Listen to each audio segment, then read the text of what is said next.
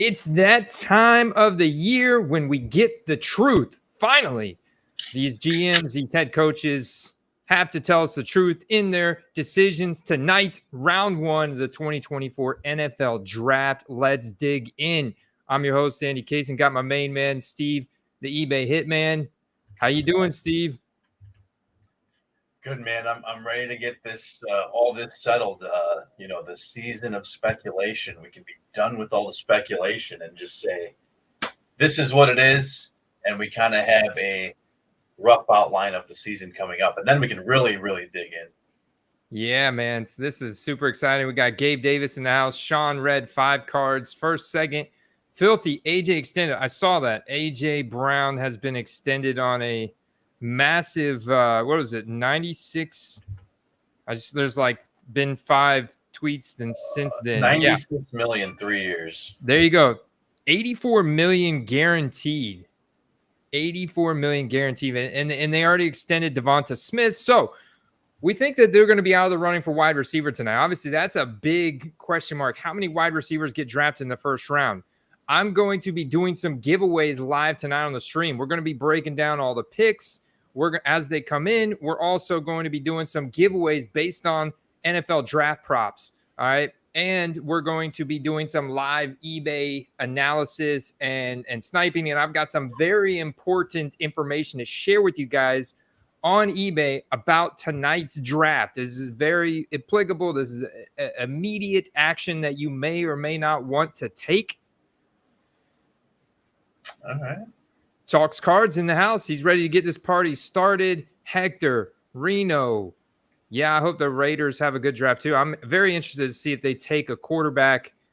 Steve's got the draft stream. We've got our secret source from Twitter up on my phone, and I will be following his alerts as they come in because typically his picks were in early. We got picks in ahead of the televised broadcast, so you guys are in the right place. Joel, play a free. Pick 6 in the house. Let's go. I don't know if you saw this one, Andy, that the Niners are possibly willing to trade Ayuk or Debo in order to move up in round 1. Dude, that is a huge rumor tonight. And I don't think they trade Debo. I haven't looked at I have not looked at the contract of Debo Samuel. I'm not sure exactly what his contract entails, but Brandon Ayuk is a prime trade candidate. He's already expressed the desire to be moved. And as you all know, he's on a rookie contract. So this is like, why not go ahead and move him? It seems like the Debo thing is more like smoke and mirrors, and the Brandon Ayuk is really what could possibly be traded to move up. And that's what I'm hoping, Steve. Carter and I talked about this the other day. We're really hoping that Brandon Ayuk gets traded and lands with Jaden Daniels because they're buddies from college. It would be kind of tough because Jaden's going to go in the top 5 most likely. But with Brandon Ayuk being a first-round draft pick from 2020, he's got the 5th-year option. So another team would have to pick that up. This is a very interesting spot for them. All right.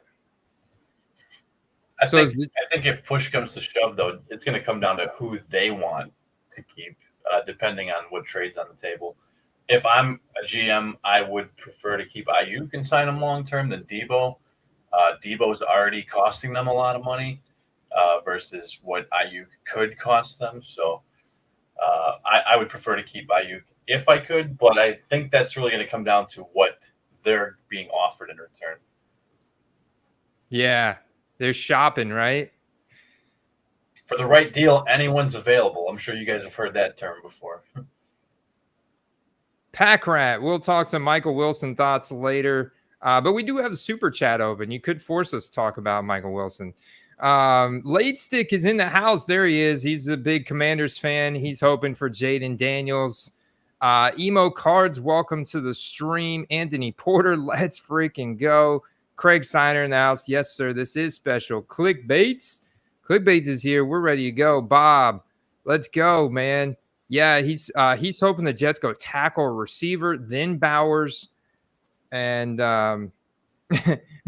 Hector says, watch Patriots get another lame Mac Jones. Whoa. Hey, man, JJ's I think that I was a little early to the JJ train. People are now starting to see that he's going to go in the top 5 probably. And, JJ is a lot like Brock Purdy, a guy that people took a little time to fall in love with. So I say give him a chance. All right. So next, I want to pull up eBay as we're getting into the draft and pick one. Are we just automatically? I mean, are the Bears on auto pick here for Caleb Williams? Is this pretty much going to be an auto pick Caleb Williams type of situation, Steve? I mean, I think we can go ahead and skip to pick 2. It is like 2,000 to 1 or something like that, 200 to 1 maybe. I saw some big numbers out there, but I don't know, man. Draft night has become a spectacle, Andy. So if there was any blockbuster trades or announcements, you could bet money they would save it for tonight because all eyes are now on the draft. If they announced it ahead of time, generates a lot less hype than if it happened right here, right now. And I think that doesn't just apply to the first pick. That'll apply to just about every pick, especially in the first round. All right. So this is what I want to share with you guys. But first, let's shout out our sponsors, nooffseason.com. We know there is no offseason, guys, and that's why we're here. This is probably the biggest event of the offseason. And cgccards.com. When you guys are ready to start grading your cards, consider CGC Cards for as low as $12 a card. Crystal clear holders, immaculate plastic to protect your favorite football cards. Check out cgccards.com to get started there. Steve, on eBay, they are already pre-selling. Let me go ahead and share my screen here. They're already pre-selling draft night instants. Some of these large dealers have draft night instants. For example, they have instants pre-ordered with Panini of the number 1 overall pick, which is likely to be Caleb Williams. And they're selling them for $8.75 each. As you can see, there's more than 10 available. There are 13 sold. They pre-order these with their Panini rewards points through Panini, and they print them for a limited time based on however many are purchased. So if we go back in history and look at Anthony Richardson last year, where is he? Okay, there it is. If you look at Anthony Richardson last year, there were, pick number 4, PSA 9, there were 2,419 of these. Okay. These are technically serial numbered, but not serial numbered, but they are serial numbered. They all say one of, and then however many they printed. Jared Goff, let's go, dude. Jared Goff at the podium. Jared Goff on the podium. All right. Oh, Amon-Ra Hutch is on the podium. Let's go, dude. Nice. So these Panini instants, the couple things I'll share about them is the fact that they are serial numbered. These are somewhat of a pro uniform card, from right now when most of these players don't have really any Panini cards to speak of.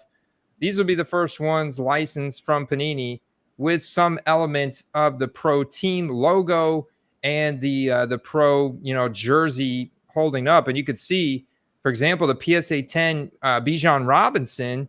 This is the red out of 25, so maybe not a great example. Let's look at the PSA 10 today of CJ Stroud. That one was serial numbered out 2,725. Still selling for over $100 today. But when you go back to last year, Steve, and you talk about what these were selling for when they first came out after the draft, and that was $200 to $300 in PSA 10 condition. The reason why I reference that is because they have a very high raw to PSA 10 conversion rate, Steve. I went through our app, which you get access to at footballcardquest.com, and looked at all these different guys. The Bryce Young, 81% raw to PSA 10 conversion rate. The Trevor Lawrence, 76% raw to PSA 10. The CJ Stroud, 67%. So very high raw to PSA 10 conversion rate. And if you just look at what the raws were selling for, I don't have the actual screenshots to show you, but based on my memory, the Panini Draft Night Instance after the draft, because you won't get these for like 30 to 45 days, but it's still going to be a really hot card. Wouldn't you agree, Steve? Yeah. I mean, there won't be anything with a pro uniform or a team logo, for that matter, for quite a long time. Yeah, exactly. And for the number 1 overall pick, the number 2, the guy who lands on the Patriots, possibly at number 3, these are going to sell for $20 to $30, maybe $40 raw once they're initially listed on eBay due to the scarcity. There's not going to be a ton of these floating around because of the scarcity. All right, the Bears are officially on the clock. Let the madness begin. But there not going to be a ton of them floating around, I believe. So this is another benefit right here, Steve, of why you want to be part of our premium membership in our Discord server. I posted these up much earlier today for the premium members in our eBay Card Sniper channel. And I know a few guys that took serious advantage because they weren't just selling the 2024 Panini Instance for Caleb Williams at $875 a piece, which you can see here, and there's still some left. So that I'm gonna actually buy some if there's still some here in a few minutes. But there were also these. There was $7.99. So that was actually, so they've raised their price up a little bit. There was pick number 2. Pick number 2, I think. Is this pick number 2 or is this just Jaden Daniels? Yeah, it's just Jaden Daniels. Oh, okay. So wherever Jaden Daniels lands, and obviously this isn't the exact design, like the design's going to change. This is just a little graphic they made from part of Sports Guy 39 trading cards. And you never know who's going to be first to the market with these. It's all for a very limited time on Panini for a select number of dealers to pre-order these. And so, yeah, once you place your order with them, they're going to place their order once they're released on Panini. They basically have them reserved. So, and you get a full refund. Like, it's a reputable seller. There's no downside at this price for these type of Panini Instance. That's all I'm going to say about them. And you guys make your decision. If there are, these are sold out. Oh, that ended. The Jaden Daniels ones have ended. And see, for Jaden Daniels, like, that's a pretty big card because he's got no Bowman Chrome University first to compete with. That's cool. Fans cheering for Goff. Let's see. Yes, the Bears were probably told to milk the clock. All right. I'm being told the Bears were told to milk the clock. J Kid in the house. OG. Vintage is asking, can those instant cards be numbered? They are numbered. They are numbered. They're just not individually numbered. It just tells you the print run. Yeah, so I'll go back to the Anthony Richardson example from last year. That's what they look like last year. They get printed out about between the first few weeks after the draft and distributed out. But there was only 2,419 of these printed, and that's what it's going to look like on the back. Every single one of them is going to say one of however many were printed. Yeah, no, those are solid. I still have not of the draft night ones, but I have a bunch of instant Burrows that I'll be holding on to. No chance for a true parallel. I don't think so. I think that they're just all that exactly what you see there. I'm pretty sure is all they made. They did make a red parallel, if I believe. Yeah, they made a red parallel out of 25. So here's the red parallel of Bijan Robinson. I also saw the red parallel of CJ Stroud. For whatever reason, it's like that. Is it like you buy the redemption and they just randomly send you a lower print one, or how does that work? Yeah, now this one is specifically serial numbered 17 out of 25. And if you look, CJ Stroud also had a red one. And this recently sold, well, not super recent, but back in November for $350 a PSA 10. But that one was 19 out of 25. The point I wanted to illustrate here. And if you look, every single one of those submitted for grading all came back PSA 10, 100%. Wow. So that's just another data point to show you how high the raw to PSA 10 conversion rate is there on those draft night instants. So I like it, Andy. That is a and I just like as Mark is saying have to sell raw. I have to disagree with you here, Mark. Now, I haven't flipped a lot of these myself personally. I'm going purely off the quantitative data we're finding on eBay. So I'm just going off of that and going off of the PSA database that we track. So it was 100% on the out of 25. That's on CJ Stroud. Yeah, no, not on AR. The Anthony Richardson, in fact, it is tough to pull in the data on some of these. Oh, he didn't have good luck with Wemby. Well, wasn't Wemby a Topps Now instant and not a Panini instant? If it was a Panini instant, I'd be really interested to see. That's a good point. Because there are Topps Now of these out, and that's a totally different set and with a different card stock and printing process and everything. So it's Panini. Okay, well maybe it was something isolated to basketball, or maybe it was the timing of that set. And Wemby is supposed to be like even I know this. He's supposed to be like some kind of revolutionary generational basketball talent. So, I'm sure that they were like just hell bent to get those out as quick as possible. Rush production. So this is like, they probably have a whole NFL draft team, that the Bucks trading up. No way. I highly doubt it. The pick is in, Andy. The pick is in. I gotta do this. Is that loud enough for you guys? The number 1 overall pick, Caleb Williams. No surprise there. Caleb Williams, welcome to the NFL. A new era in Chicago is finally underway, Steve. How do you feel? As always, with any quarterback we draft, skeptical, but I'm willing to embrace a winning heritage around here, so maybe we can get it going.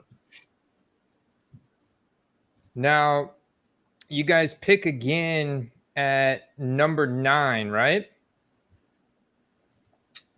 Yes.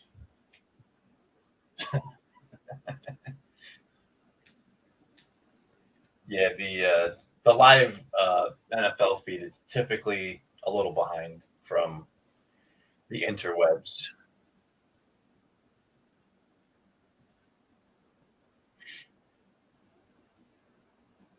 So Caleb Williams had the highest overall production score in this year's draft class.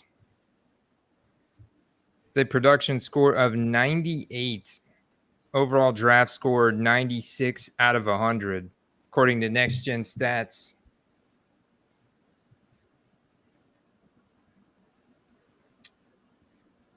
Let's see, he's walking out. All right. So I'm actually gonna purchase one of the. I'm gonna see if I can purchase one of these Caleb Williams. You actually get a discount too. So if you buy 3, you get them for $8.23 a piece. From what you're showing us, Andy, I mean they've really held their value for the last year or two. So I don't know how you can go wrong. Free too. $8. So I got 3 of them for $26.80 off the board. I didn't show you. Well, here now I can show you because it's got like all my personal information on here. So you guys are just gonna have to take my word. But yeah, go check them out. All right, so now we have Washington on the clock. This is when the real draft begins, boys. James saying he wants to see the card again. If you could show. Sure. I don't think they have like the actual photo. It just shows like a silhouette where the player's going to be. Yeah. They're going to have to take the picture tonight. It ended. Sorry, guys, but I'll show it again. $7.99. These are the ones I bought. $7.99. They were actually, I ended up paying $8.43 a piece. Let's just see if they have any more draft night instance on eBay that I can find. It would be 2024.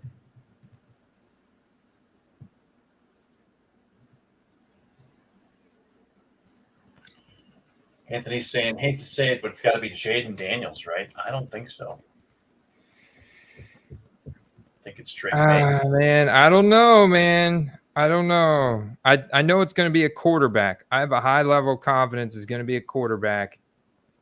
There you go. So you still can get a brand new listing. They're selling the whole set, picks 1 through 32 for $100. That's interesting. Then this next one is there's the $875 for the number 1 pick. Here's the Jaden Daniels. There you go. Yeah, they're just using a different image. That's all. Those now that the pick is in, those are going to go pretty quick.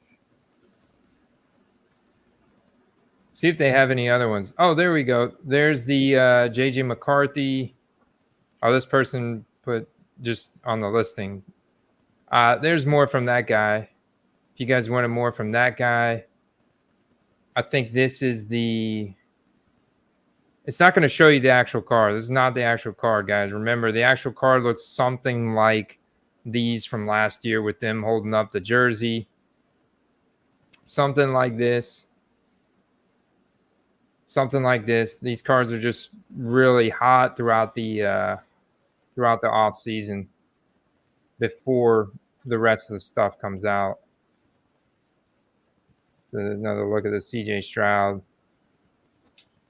And and any quality player holding up his draft day uniform it's just a cool image. So whether you just are buying it to collect or to grade and move it eventually, both seem like good values at that price. Yeah, especially when you're getting guys like Jaden Daniels for $8, Caleb Williams for $8. I don't know if I'd spend I'd spend $8 on JJ McCarthy for sure. But then like $10 for Spencer Rattler. I mean, I guess so. It's not terrible. But then $7 for Darius Robinson.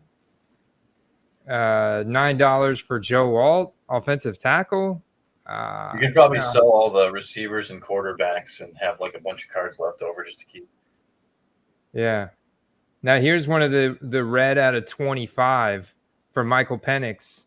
That one could be interesting. It's for $125. Or you can get the regular Michael Penix for just $8.89, which is not bad too.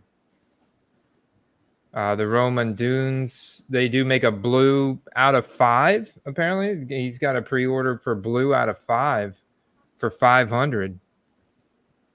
That's pretty steep. Buy the set, get one of everyone. Yeah, it's not. I mean, if you really think about it, it's not a lot of money for 32 cards. No, it's really not. Especially not when the 5 QBs are going to cost you around $50 already. This guy's got draft night green out of 25, pick a player. Oh, running backs. So what's interesting is you could be on it. I don't think these running backs are going to go in the first round. I don't think pick is in. I don't think pick is in, Andy. Pick is in. Let me get my sound effect. I'm thinking it's May.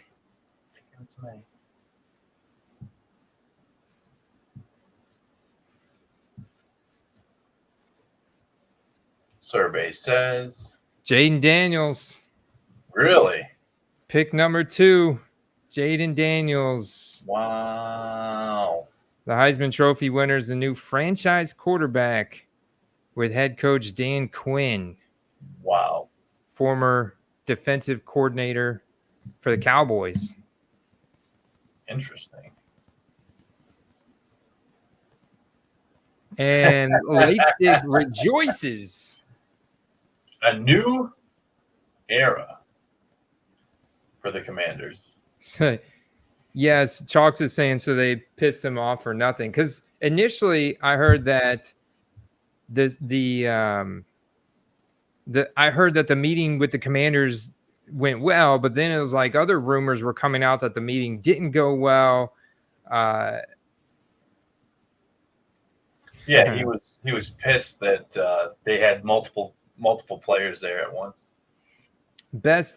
Should I share my resource here, Steve? Maybe later. You held out a bit last year too. Might as well.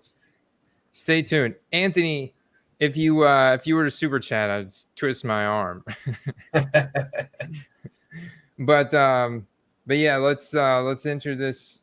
All teams enter this draft. This is where things get really interesting here with the Patriots on the clock. They got a lot of needs. You got new coaching. You got to think they're going quarterback here as well. But I'm really wanting to know who lands on the Patriots. Get a bigger impact than landing on the Commanders. Jaden Daniels is great. I think Jaden Daniels is going to be great for fantasy. He's got, really good rushing ability. He's going to be running the ball out of the gate. He's got great pass catchers, Terry McLaurin, Curtis Samuel, but Jahan Dotson. You like Brian Robinson. They bring in Austin Eckler. I think it would be interesting for them to maybe make an upgrade at tight end. I mean, Logan Thomas hasn't been bad, but he is getting up there in age. That hurts, Sandy. Logan Thomas is not on the roster.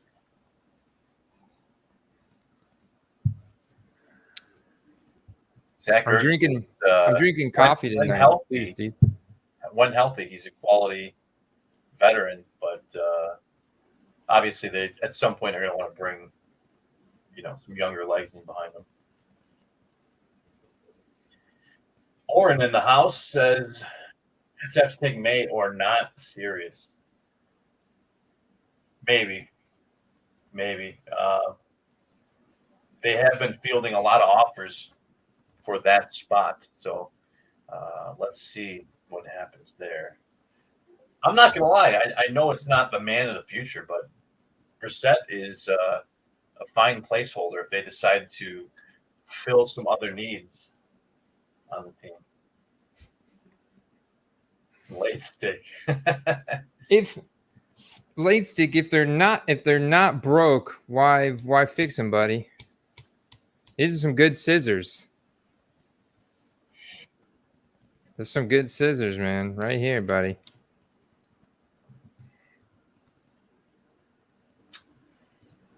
Mark saying Bears will trade off Komet like they did Olsen. Man, I hope not. They just signed them long term.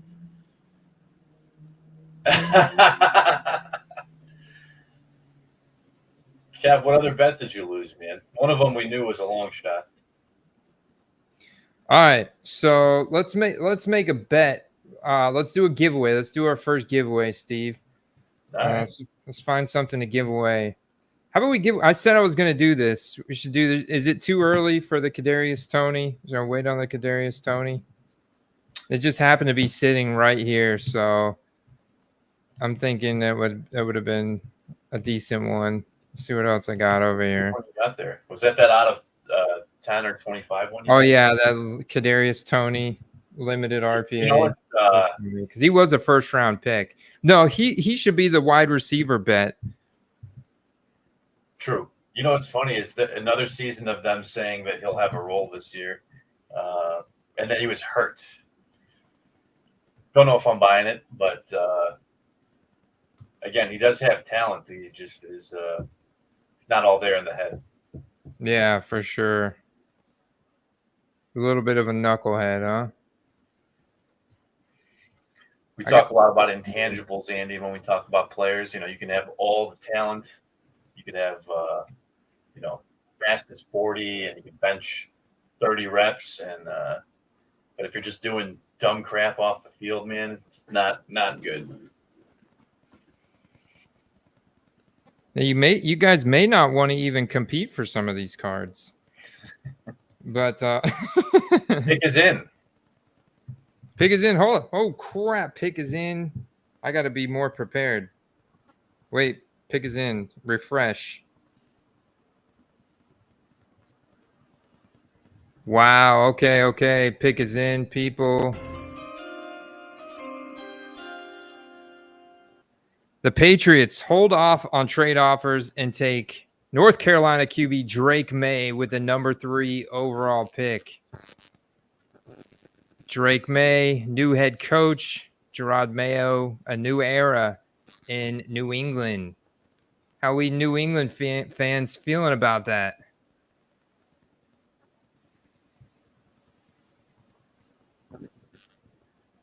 Now it's like I know there was a big over-under bet on how many QBs get taken in the first round. I mean, you knew three were going in the top 5 for sure. And given that there's a lot of teams like the Broncos that don't have a number 2 pick this year, they may be forced to trade up and try to get a guy. Or maybe they're going to roll with Zach Wilson, and that's why they went out and got him, in case they don't get their guy.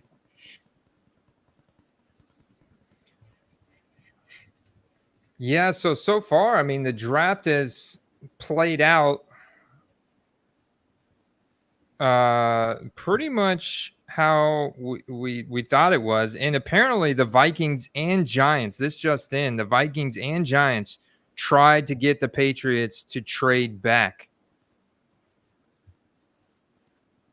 They just got their guy. And if you look, Drake May's got the size, he's got the speed, he's 6'4", 223. He's got a 95th percentile 40-yard dash, 98th percentile speed score.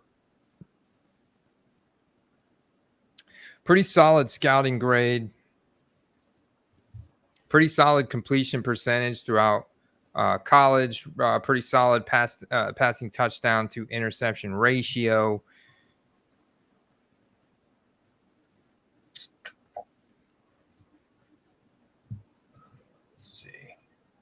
Let's see. Nani's asking about Herbert to the Vikings ?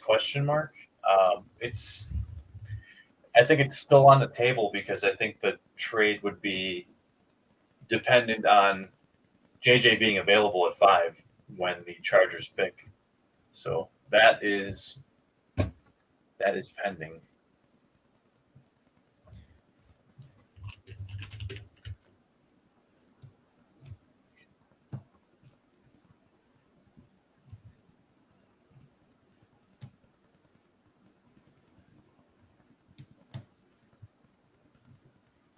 All right. I don't know if there'll be. We got to start it out small. Let's see. If you guys get this right, does Arizona take this pick or do they trade back? I guess that's like a lot of people could get that right. I mean, it's 50-50. I can't give away cards to everybody. I can only give away the cards to one person. Help me out, Steve. What's the I guess what we could do is a random like number generator, like based on people think that. All right, it's going to be for a Bijan Robinson mosaic. This is going to be entry level. Justin Fields optic, rated rookie, and a Bijan Robinson mosaic rookie. If Arizona trades back, or do they stick with their pick?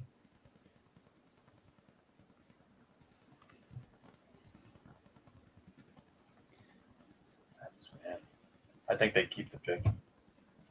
Think they keep the pick. They have needs at wide receiver, offensive line, defensive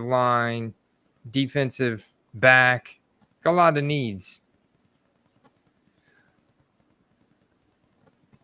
They all think they're going Marvin Harrison. I'm really interested to see. A lot of people think they go Marvin Harrison. They keep pick. They stick with a pick. Filthy says they trade out. He's one of the small percentage of people that are saying he trades back. Vintage Flymoth says they trade to the Raiders.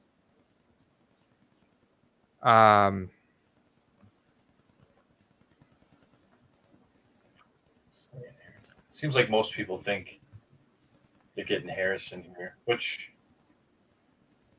makes sense. It seems to be in most mocks the consensus, but it's going to come down to the wire. I feel like there's so many teams trying to move up.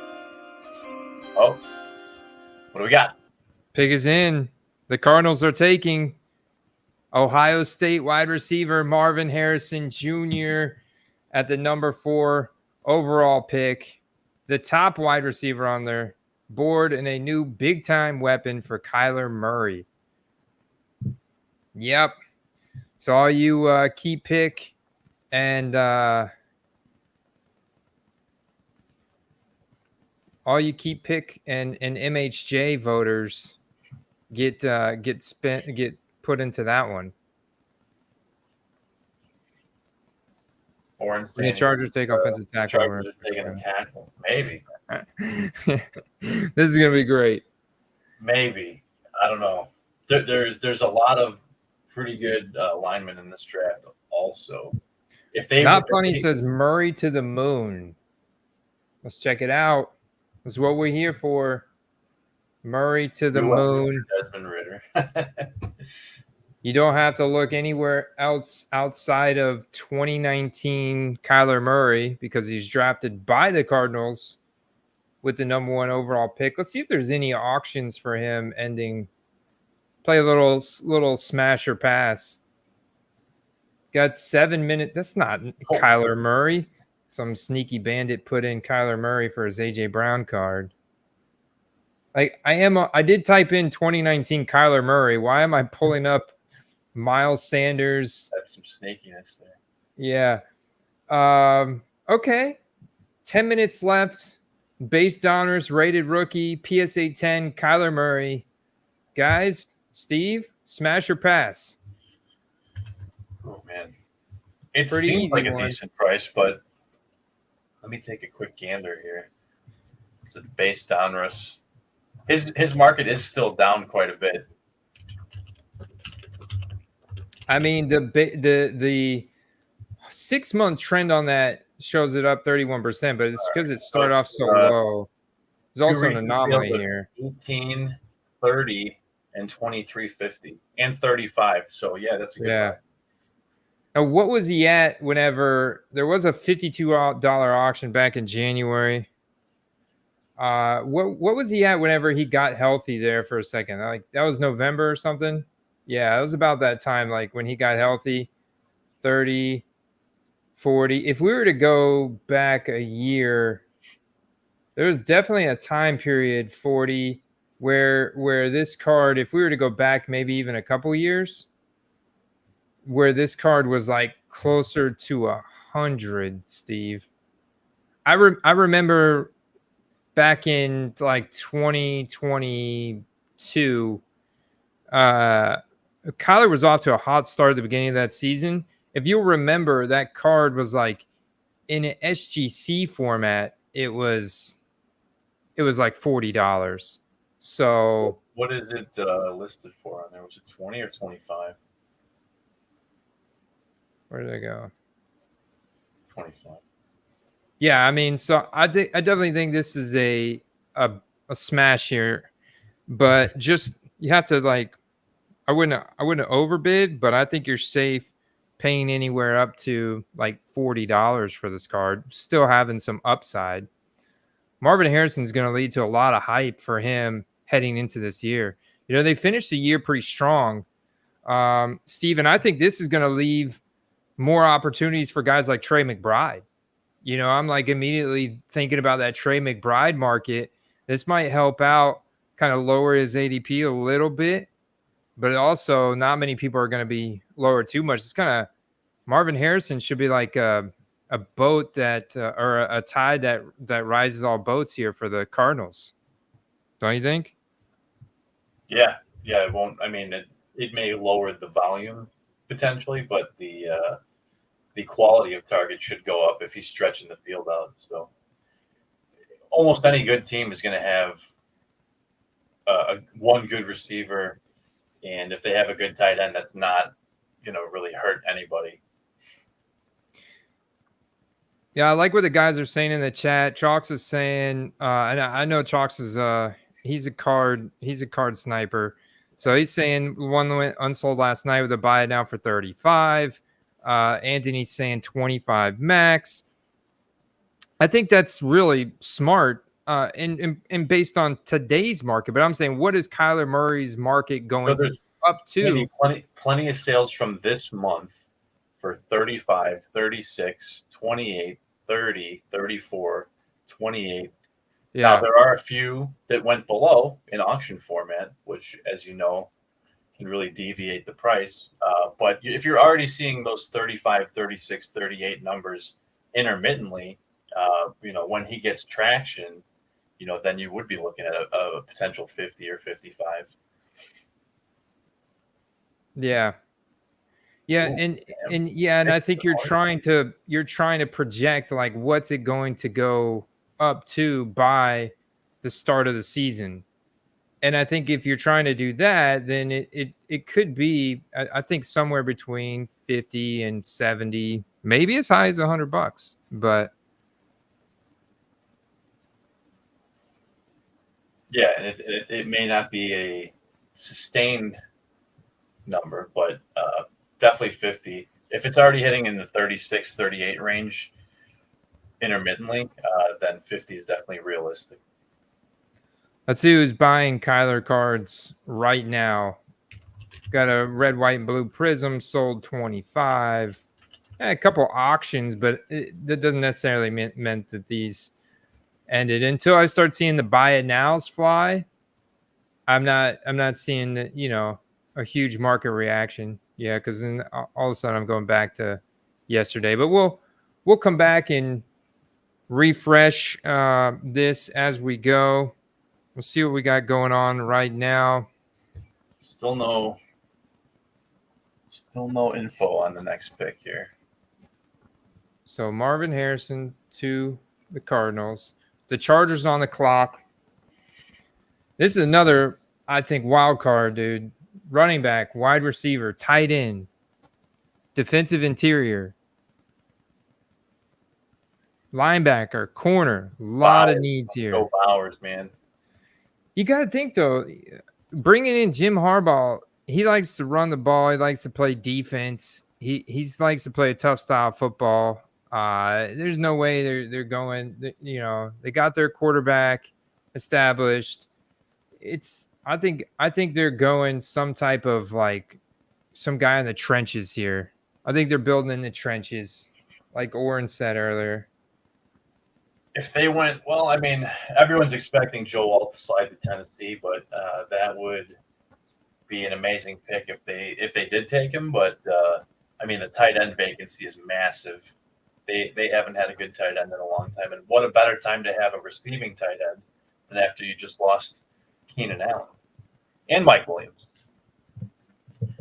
Although they could go receiver.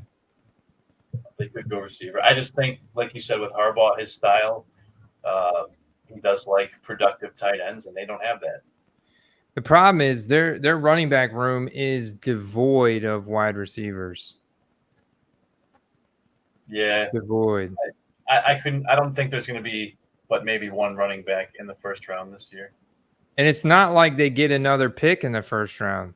They don't have another pick in the first round.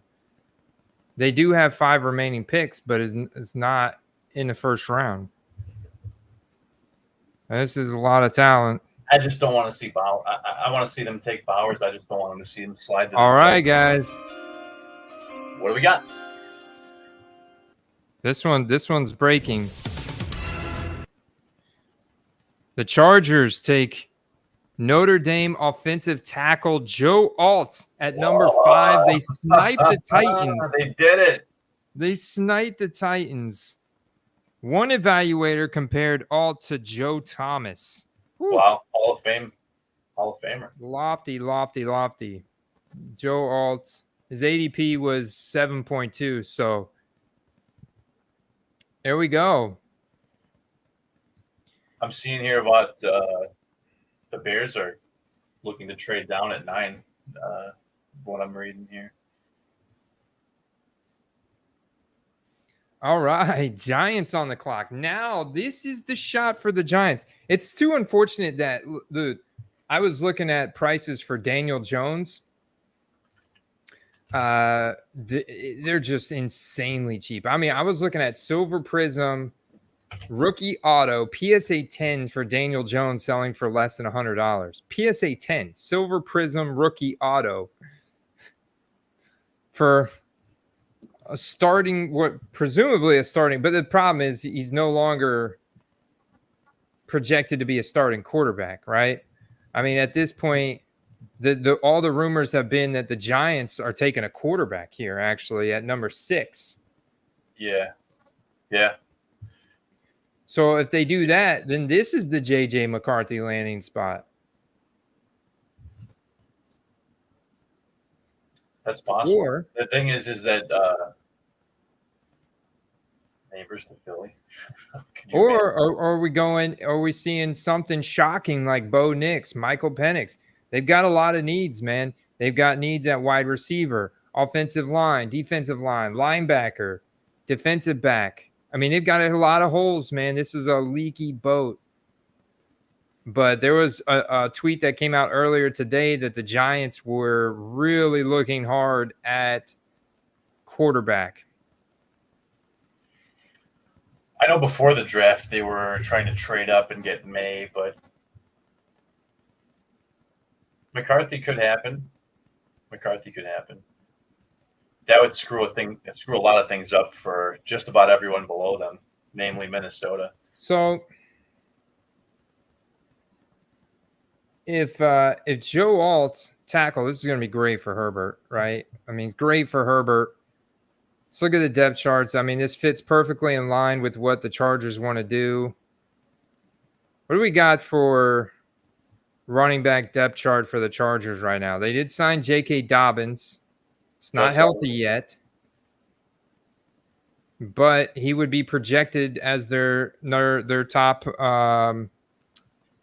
overall running back. I mean, the other running backs, Gus Edwards, Gus the Bus, man, he's a grinder. It's funny how he came from Baltimore as well. It was like a brotherly trade there. 2 Baltimore running backs now in LA. But then you got Isaiah Spiller, bust. Elijah Dotson, satellite, Jared Patterson, satellite, 2 little guys that are nothing more than, very small, spotty role satellite guys. And then you have Josh Palmer as their number 1 with Quentin Johnson as the flanker. It's just brutal wide receiver depth chart. Darius Davis at stretch and Simi Fehoko at split end. Simi Fajoko's got a good athletic profile, but he's just not a good route runner. And it just doesn't really have the skill to translate to the NFL. So, Steve, like too many needs here. But Daniel Jones he's still owed quite a bit of money. I think that the big question mark is, he was hurt last year, and they say he should be ready to start the season, but they also didn't seem very confident in that projection. So I don't know that they, at this point, sell the farm to get a QB when the quote top guys are off the board. But just because the top 3 QBs are off the board doesn't mean there's guys that aren't of value later. Yeah, but this is what I love about the draft, Steve. We are getting the truth from these head coaches and these general managers of how they feel about their current depth chart and how they feel about their current, players, what they want to do. They obviously feel very confident with Justin Herbert. They want to protect him. They want to establish a better run game. Oh, we got to pick in. We got to pick in. I'm hoping they go receiver, Andy. It is. Go buy those Daniel Jones cards. Well, not yet because they still could draft a quarterback later on. But the Giants are taking LSU wide receiver Malik Nabers, pick number 6, a huge weapon for Daniel Jones. Instead of QB competition, Daniel Jones has life. Sorry. Think about this, Andy. The last 3 years, could you name one receiver on the Giants that you would want to draft on your fantasy team? I wanted to draft Jalen Hyatt, but then that was short-lived. I wanted to draft Wan'Dale Robinson because he was interesting. But you'd be taking them as like a depth piece. Like that's not your marquee guy, right? Yeah, not my marquee guy. They haven't had anybody that's been like significant since Odell many years ago, pre-multi-knee surgery Odell. So I mean the major market and a major superstar potential player. So that's a good building block. Yeah, a true alpha wide receiver now in New York. That's pretty big, man. I mean, they gotta contend, especially in the NFC East, as the Eagles just extended AJ Brown, Devonta Smith. They got 2 alphas, I mean, it just had to happen. This had to happen. It couldn't be running around out there with old Jalen Hyatt and Darius Slayton and Wan'Dale Robinson. Like now they got a guy, Could you see? I've seen it only mentioned a few times, but could you see a scenario here now where the Titans take Brock Bowers? It's possible. The Titans. I like Chig Okonkwo. He's pretty solid. So I think that the Titans had such a huge need at offensive line. They were one of the worst offensive lines in the league. I think they got to go O-line here.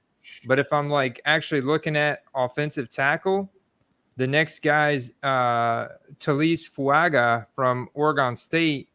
His ADP is not till 14, but do you really pass on a guy when that's your need, man? Like the next top guy on the draft board would be Rome Odunze, but they don't need that. Brock Bowers is there. Do they really need him? Not really, because he's pretty much strictly a receiving tight end. I know he can block, but he's a great receiving weapon. So I think they got to protect. You got to protect Will Levis, or try to a little bit. I think you got to go line here for them, but they could go defense too. Curious to see where Cooper DeJean goes, man. Cooper DeJean, Quinyon Mitchell, Laiatu Latu. I mean, you got quite a few defensive linemen here that are very highly ranked. Dallas Turner, got a couple guys from Alabama. So let's see. Let's see what the new Titans regime says about the. And so the other thing with the Giants, back to the Giants, Steve, they picked up Drew Lock. And forget about Tommy DeVito. You got two 2019 draft picks on this depth chart. You got Drew Lock and Daniel Jones. Drew Lock, a second-round pick from 2019. See, Daniel Jones, a first-round pick from 2019. And they're both extremely, extremely cheap right now in the hobby. I think that the Giants may not draft quarterback at all, or maybe they spend like a flyer on a quarterback later on. Steve, what do you think about that?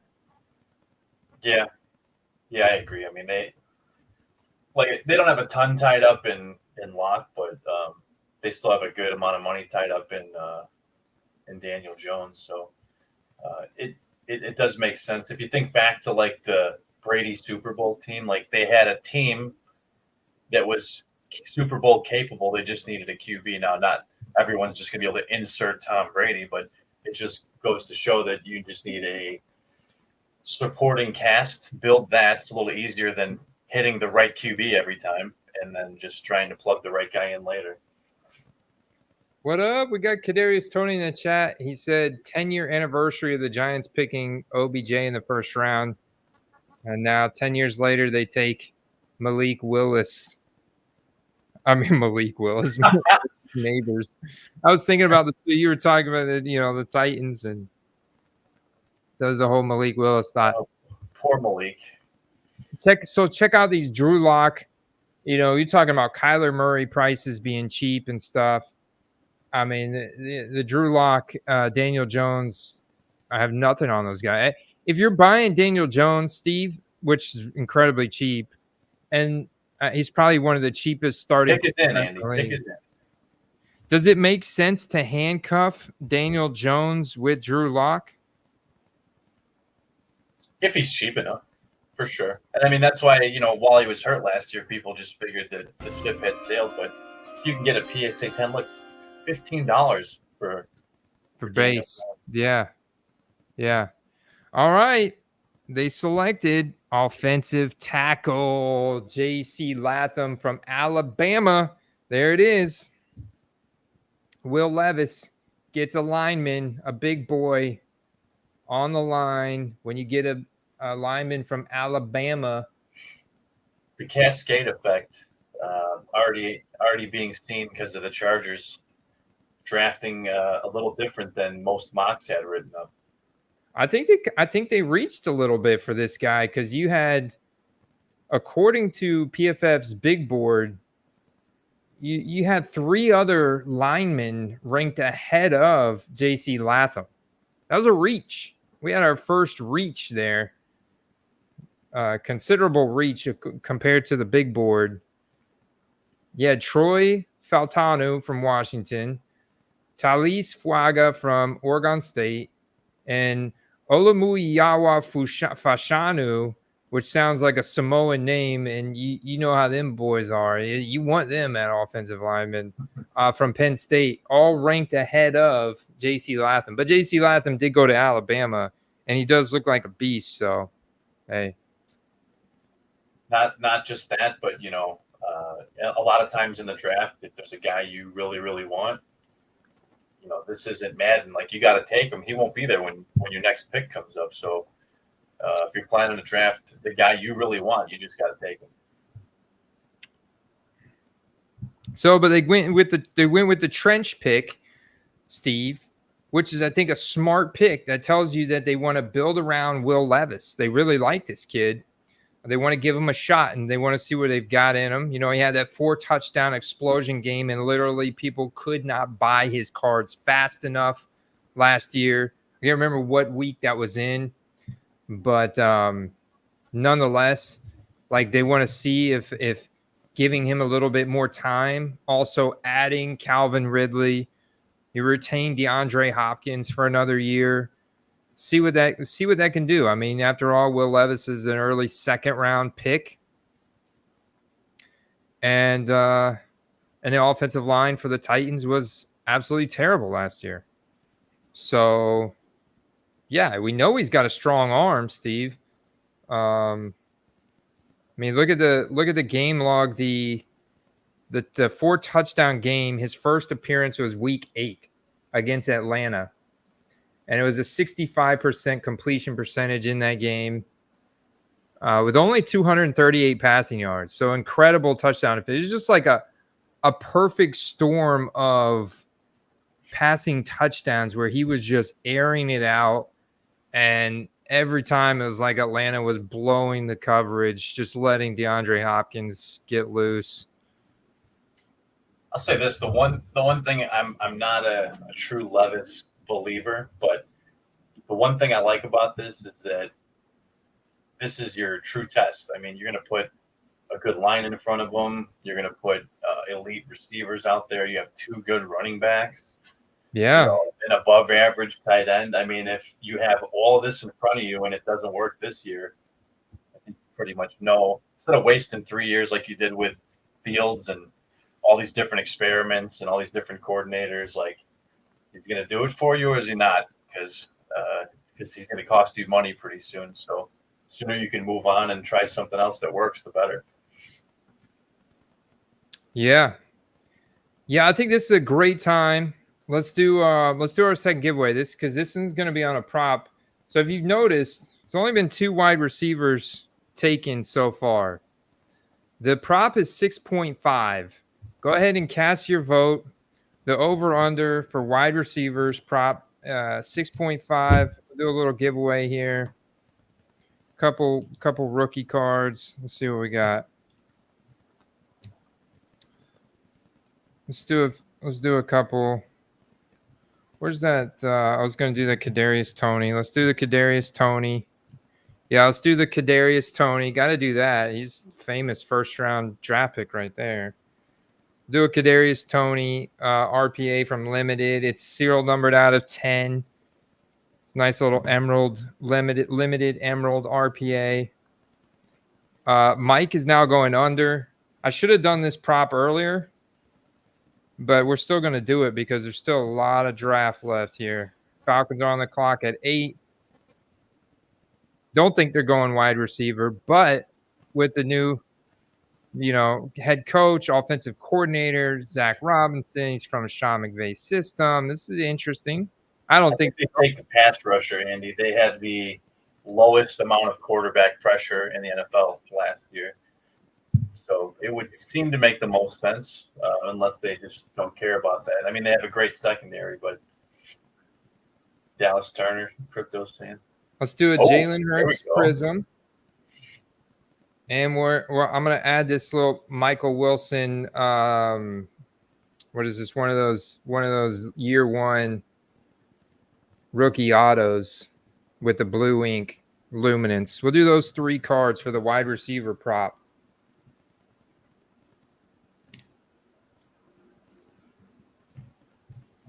All right, so there's the wide receiver prop. You guys cast your vote in the chat, so I have it on record. Bears are on the clock. Sweet, here we go. Let me get this. Alert. No. Alert. Let me go back to this. Oh. What? Do we have a trade? No, this is a stunning pick. The Falcons shock a lot of people here. They draft quarterback Michael Penix Jr. Oh, man. The Falcons just drafted Michael Penix Jr. Holy crap. I guess maybe they're not confident that Kirk Cousins is going to be healthy in time. They want an insurance policy and get a guy for but they're spending a number 8 overall pick on this. Is this a draft and trade leverage scenario, Andy? They just took Michael Penix from Washington with the deep ball. Michael Penix got that really nice looking deep ball. I feel like this has to be for a trade. Threw over 4,500 yards last year. Threw over 4,500 yards in 2022 with a pretty high touchdown to interception ratio, pretty high completion percentage. There are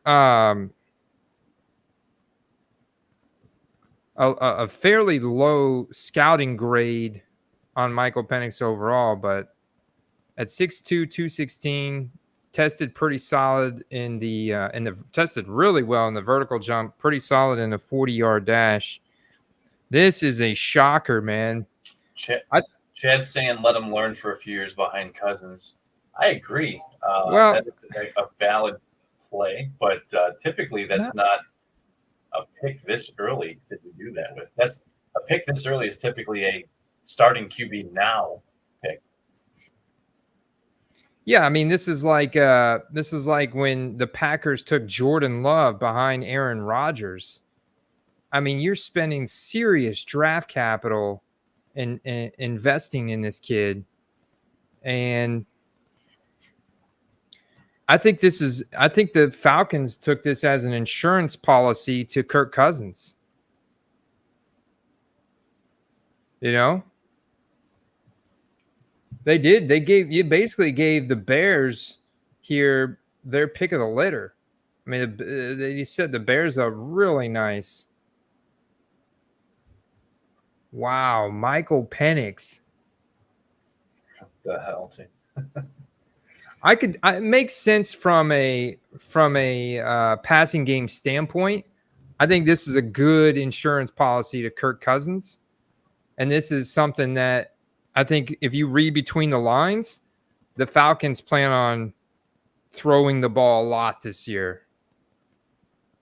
I think the Falcons plan on throwing the ball a lot. So this is just further evidence that Drake London, Kyle Pitts, Bijan Robinson, Darnell Mooney are all great investments.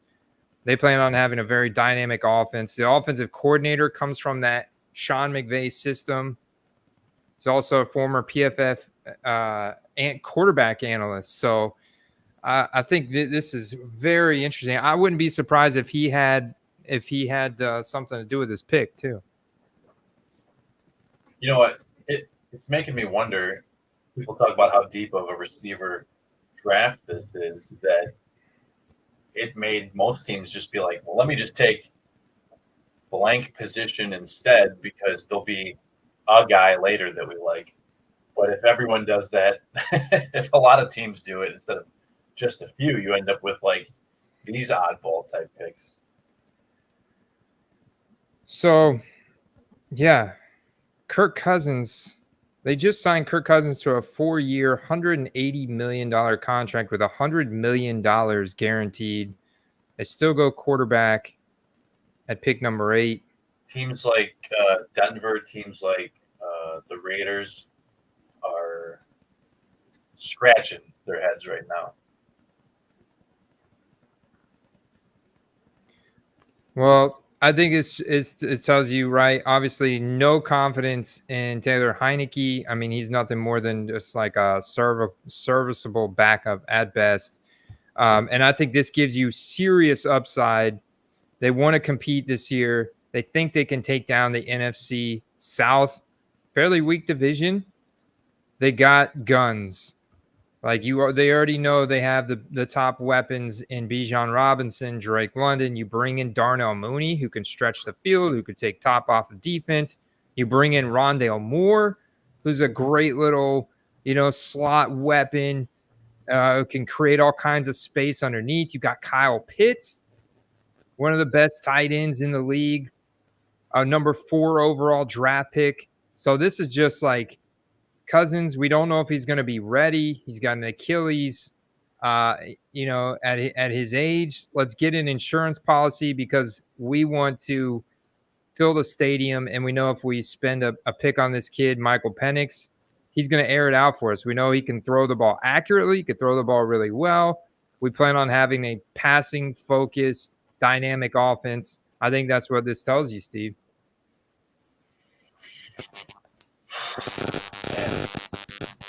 Honestly, too early. I think it was too early. Unless they are leveraging another team with this pick, I think it's too early. Yeah, it's crazy, man. It's crazy. It is. I'm not gonna sit here and tell you it's not a crazy pick. It's a crazy pick. There you go. Pick is in. That means no trade down. Talk about weapons, man. The Bears take the next top pick off the board, a big-time weapon. Michael Penix Jr.'s favorite target, Rome Odunze, goes to the Bears. Draft. Another weapon to the room. DJ Moore, Keenan Allen, and Rome Odunze are the 3 wide receivers for Caleb Williams to throw the ball to. You guys are gonna sell out some stadiums this year. Yeah, and they're in the process of possibly building a new stadium. Wow. So you bring in DeAndre Swift at running back. You now add Rome Odunze with DJ Moore and Keenan Allen. I mean, the guys behind them are just a bunch of nobodies. And then you got Cole Kmet at tight end, who I really like buying into Cole Kmet.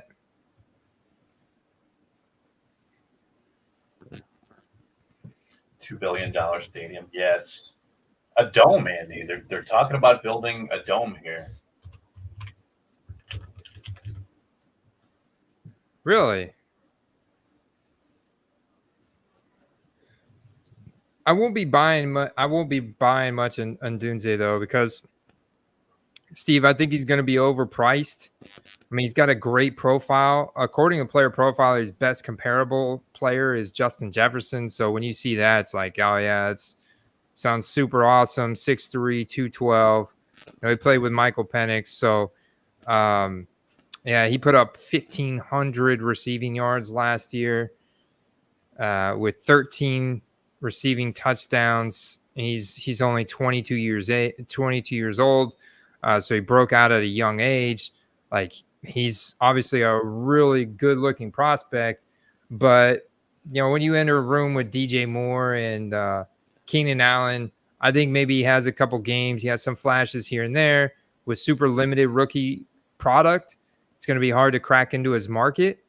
And I just don't think he's going to have like that consistent week to week upside unless he just builds some crazy chemistry with Caleb right out of the gate. I think DJ Moore and Keenan Allen are going to be more like that security blanket. You also have Cole Kmet, who's a solid receiving tight end, Steve. So what do you think about that? I think he's got a lot of weapons, man. He's got a lot of weapons to work with. So that's another you talk about just coming into a good situation. A lot of rookies, especially first overall picks, go to a team that is in massive need of help. Not so much the case with the Bears. Oh, Jets trade with Vikings. Wait a minute. Trade. Vikings are trading from number 11 to number 10 with the Jets. Uh-oh. JJ, here it comes. Here it comes, JJ. I'm calling it. We don't have the details of the trade yet. Wait, trade terms. Vikings are getting the number 10 and the 203rd pick, while the Jets get number 11, 129, and 157. So it's just a pick trade.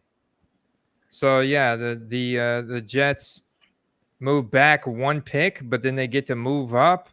In what the third? It's like third, fourth round. They move up in the fourth round. And then they move up in the fifth round, and the Vikings get to move up to number. Like, what? Who are the Vikings going to take here that the Jets were going to take? That's odd. Where were the Vikings at? Could you imagine they move up and then snipe Brock Bowers? The Vikings were one pick behind the Jets. The Vikings were at number 11. Why did they move up here? That's weird. Maybe so the Jets don't trade out of their spot and allow a team that might take a QB in. Maybe. Yeah, exactly. Gabe agrees with me. What? To stop another team from trading up into that spot.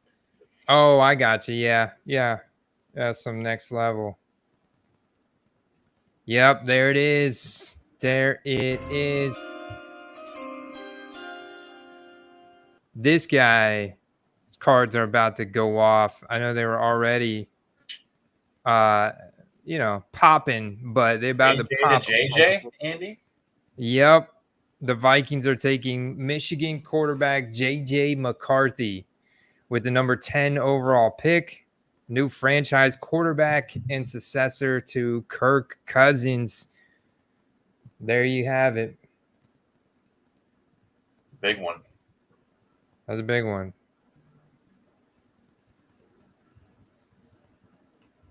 Man, how many people would have guessed that Penix got taken ahead of him, though?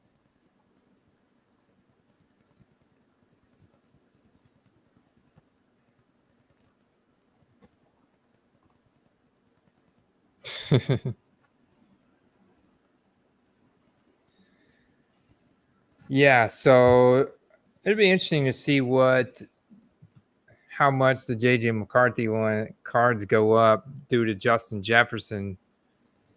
I think Penix can absolutely sling it, man. Absolutely. It's an insurance policy.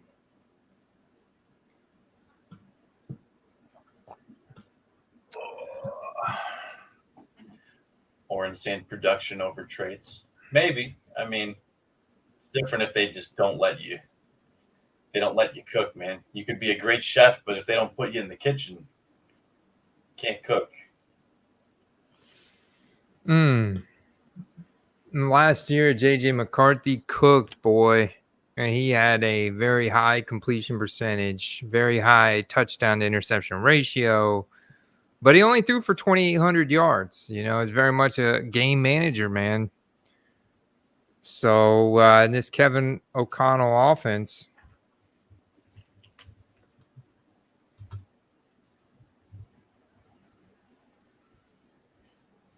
I think he's going to be put to the test. Yeah. No, this is I think this is a good pick for that. Yeah, so who was buying the JJ McCarthy instance? Are there any out there left available? Curious to see. I know there's not as many Vikings fans as there is some other squads out there. But if you're a Vikings fan in the chat, what do you think? I think this is a great pickup, and I want to see what you guys think. Hector's saying with all these QBs, this may be the biggest year for NFL wax. Yeah, for sure. And you know, elite wide receivers at the top too. So those are the big needle movers.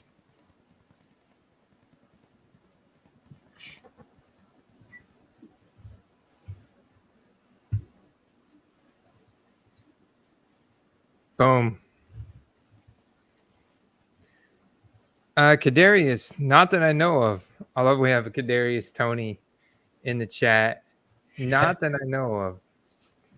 I have not heard any news of wide receivers or any of these quarterbacks signing with. Think of the team that you're landing on. If you're McCarthy, you have, you know, a really good all-pro running back. You've got the best receiver in the NFL. You've got Jordan Addison. You've got one of the best tight ends in the NFL. There's few better landing spots for a young quarterback than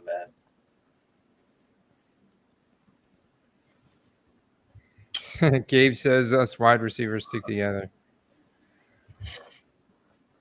So with the Jets on the clock, Steve. Is this the default Brock Bowers pick at this point? It would seem like it. I mean, they're the top. I mean, he's the top top guy on the board. They may go defense here. You know, they signed Hassan Reddick, but they lost Bryce Huff, was his name, right? They also need offensive line, man. Like, you can't.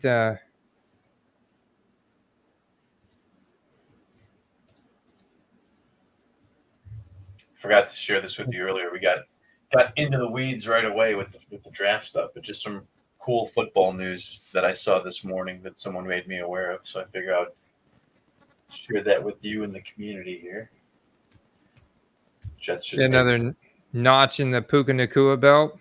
Yeah, that's a big one, man. That's a big one. Yeah, so I guess if we could figure out who this year's Puka Nacua is, that would be awesome. That would be nice. We could call that guy out here. We'll have to see who's still on the table after round one. Jets O-line. Yeah, I mean, I don't know how many more big hits old man Rodgers can take. So I think the Jets might be shopping their pick too. They're taking an awful long time, Steve.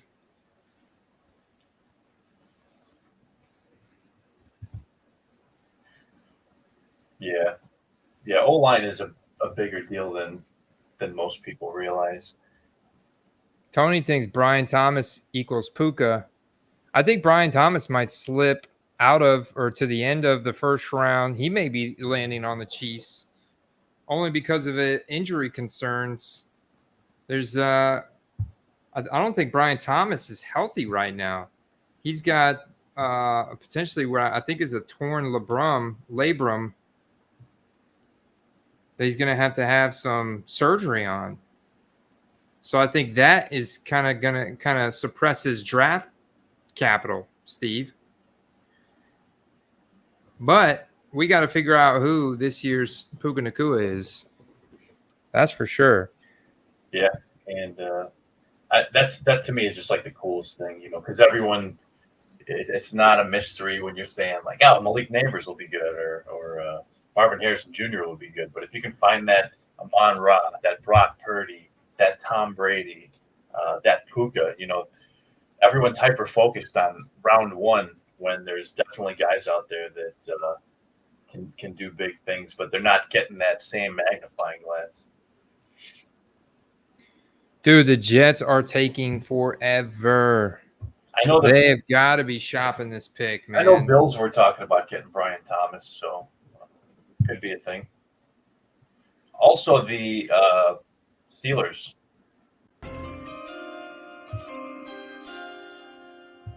Finally, there we go. We got the pick in. The Jets make the smart move, Steve. They build the trenches. They take offensive tackle Olumuyiwa Fashanu with the pick number 11 from Penn State. They get the big time Samoan. Smart. Very, very smart. That's realistically, if you want to build an offense, the line is where you start. Dude looks like a heavy Zach Wilson. Can't even imagine that.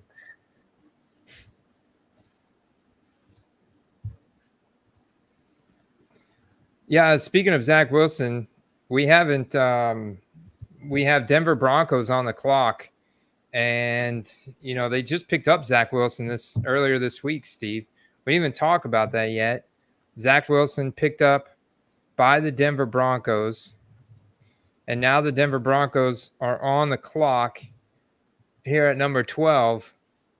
Do you think they go quarterback? I mean, if they don't go quarterback here, that would be pretty wild for Zach Wilson. He already spiked earlier in the week just based on his draft capital. A lot of people bought in. The prices were cheap. I saw his prices spike, man. Yeah, that's hard to say. I mean, you could make the argument that it's pretty early for any of the guys that are left, but if they don't now, then what? Maybe you got to wait till round 2 and get like a Spencer Rattler, who's a guy that a lot of people think is pro ready now and has a big upside. I mean, he started over Caleb at some point, so there's obviously something there. But I mean, look at this, dude. All right, so if we go back to 4/22 here, April 22nd, just 3 days ago on Monday when the news dropped that Zach Wilson signed with the Denver Broncos, he had more buy it now and best offer sold cards than Anthony Richardson, CJ Stroud, Bryce Young. This is how you can tell. I mean, look, CJ Stroud at 8,100 cards added to the PSA database in the past 7 days, like over twice as much as AR or Bryce Young. There's a lot of people submitting CJ Stroud right now. Only 30 for Zach Wilson. Nobody's submitting him to PSA. He's not a long-term thing. He spiked like crazy in the hype index because of the sold volume. He spiked up 154 spots to number 18 overall because of that 247 sold cards. So that shows you how much that trade to the Broncos did. So what the Broncos do here is really, really huge, man. Broncos could get a steal of Bowers here. Yeah. By the way, you guys can get access to this app. Go to footballcardquest.com. It's part of nooffseason.com Sports Card Network. You can find us through nooffseason.com, but you can also find us just go to footballcardquest.com. Click that Go Premium button. That'll direct you in the direction of this app. We got big things coming for this. I've been working behind the scenes on that I'm super excited about. Got some guys that are beta testing some things right now, Steve. But this is where our world famous hype index is integrated. All our premium members have access to this. It changes on a daily basis. So you can see the next day he dropped down to 109. So literally that you can see every day how impulsive people are buying on eBay and what generates that kind of hype. So the next day, Zach Wilson drops down to 109 sold. Buy it now. And then you go to yesterday. He drops down. That's where I was at. So 109. Looks like he was still on 109. Unless I have to refresh. But you get the point. And his ADP is not even really draftable. 240. I think we got a pick here. We got a pick. If Bowers doesn't go here, he could realistically slide to the Colts, who I couldn't imagine not taking him. Well, he didn't test, man. He didn't test at the combine, so I'm wondering how much this is going to impact his draft stock. I'm waiting for the pick, man. You have the pick? No, it says it's in, but it hasn't refreshed. Yeah. My secret source has not posted the pick yet. Maybe he got kidnapped on the way to the podium. And they changed their mind. the pick is actually. Ooh, the pick is in.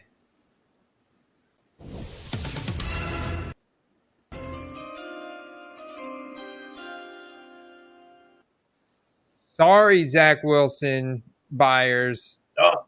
The Denver Broncos select Bo Nix, no. quarterback at number 12 from Oregon State. Oh, no. And just like that, the Zach Wilson hopes go bye-bye. Bo Nix, best comparable to Derek Carr, according to Player Profiler, 6'2", 214. Pretty decent scouting grade, really solid across the board, but he is 24 years old. You're getting his Bowman University Chrome rookie cards. I think when he was playing at Auburn back in like the 2021, 2022 set. And then he transferred to Oregon, where last year the dude threw for 4,500 yards and 45 touchdowns with just 3 interceptions. Really propelled him up in the draft stock status. And you would expect that being that was his 5th year in college. So he threw the ball deep. He threw the ball a ton. He had a really good year. And now he gets drafted by the Denver freaking Broncos. His cards are going to go up. The Broncos have a big market. I know they don't have the weapons, Steve. But Cortland Sutton's not bad. If he even stays there. Marvin Mims has got potential. He was a second-round guy that really didn't get the snap share and the opportunity last year that he should have. Tim Patrick's good when he's healthy.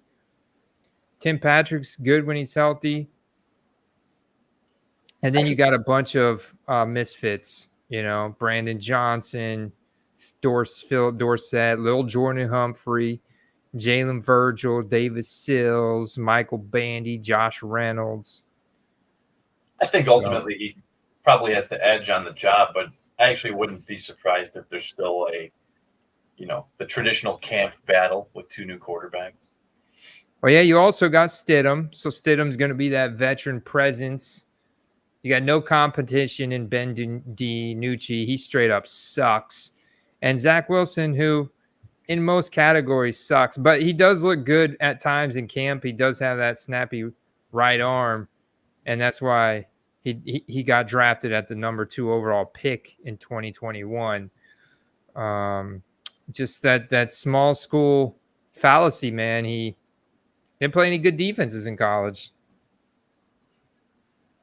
6 of the first 12 picks this year were quarterbacks. Tell me that's not good for the hobby. It is, man. But, I always say buyer beware. They can't all be superstars. It's just not mathematically possible. But Bo Nix value is about to go up, bro. If you look at social media analytics, Denver Broncos have a big fan base. And Bo Nix, with his numbers from last year, a lot of hype, buddy. I was looking at the Bo Nix stuff earlier in the week, every week, actually, over the past couple weeks, and he was one of those guys that was like, whoa, he's like possibly a second-round pick, and this guy's rookie cards are popping. I mean, the Bowman Chrome stuff for him. Look at Gabe Davis cashing in tonight on the football card quest. Sold a Jaden Daniels for 142, Caleb for 240, and another Caleb for 152. Cha-ching! Is there anyone that's been drafted that anyone's planning to buy a jersey of? That's what I'm wondering. Because that is the hot thing to do when a new player hits a team. It's a gamble, but everyone wants to have the fresh fit.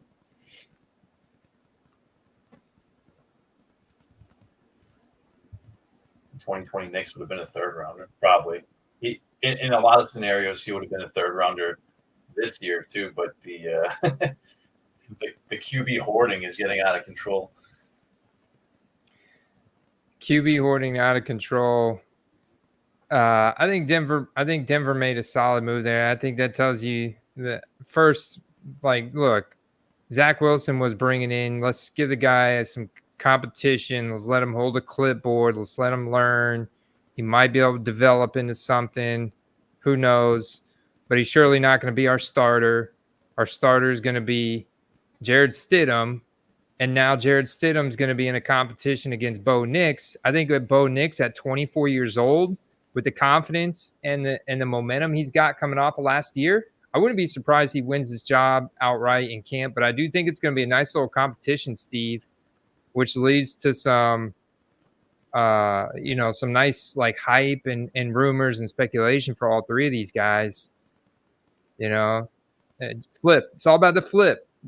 I'm not saying if you're holding any of them, I'd be holding Bo Nix because of the draft capital, but I wouldn't even be holding him because you got college uniform cards right now, and it's not gonna do anything once Today is the day. I mean, this whole week was kind of the day. But if you had a guy that was projected to maybe go in the second round or third, that is now in the first 12 picks of the draft, this is probably the ceiling for a card like that.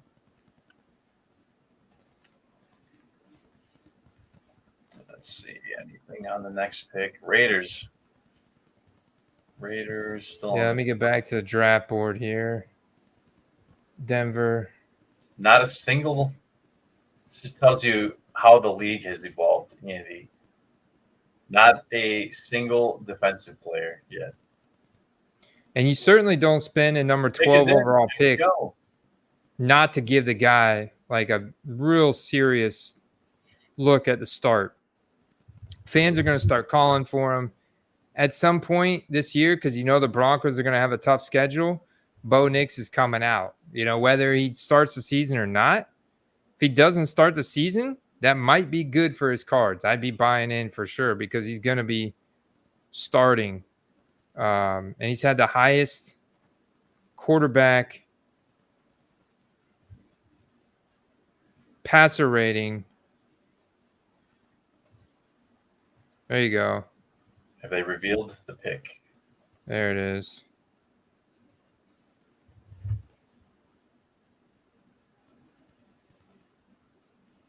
There it is.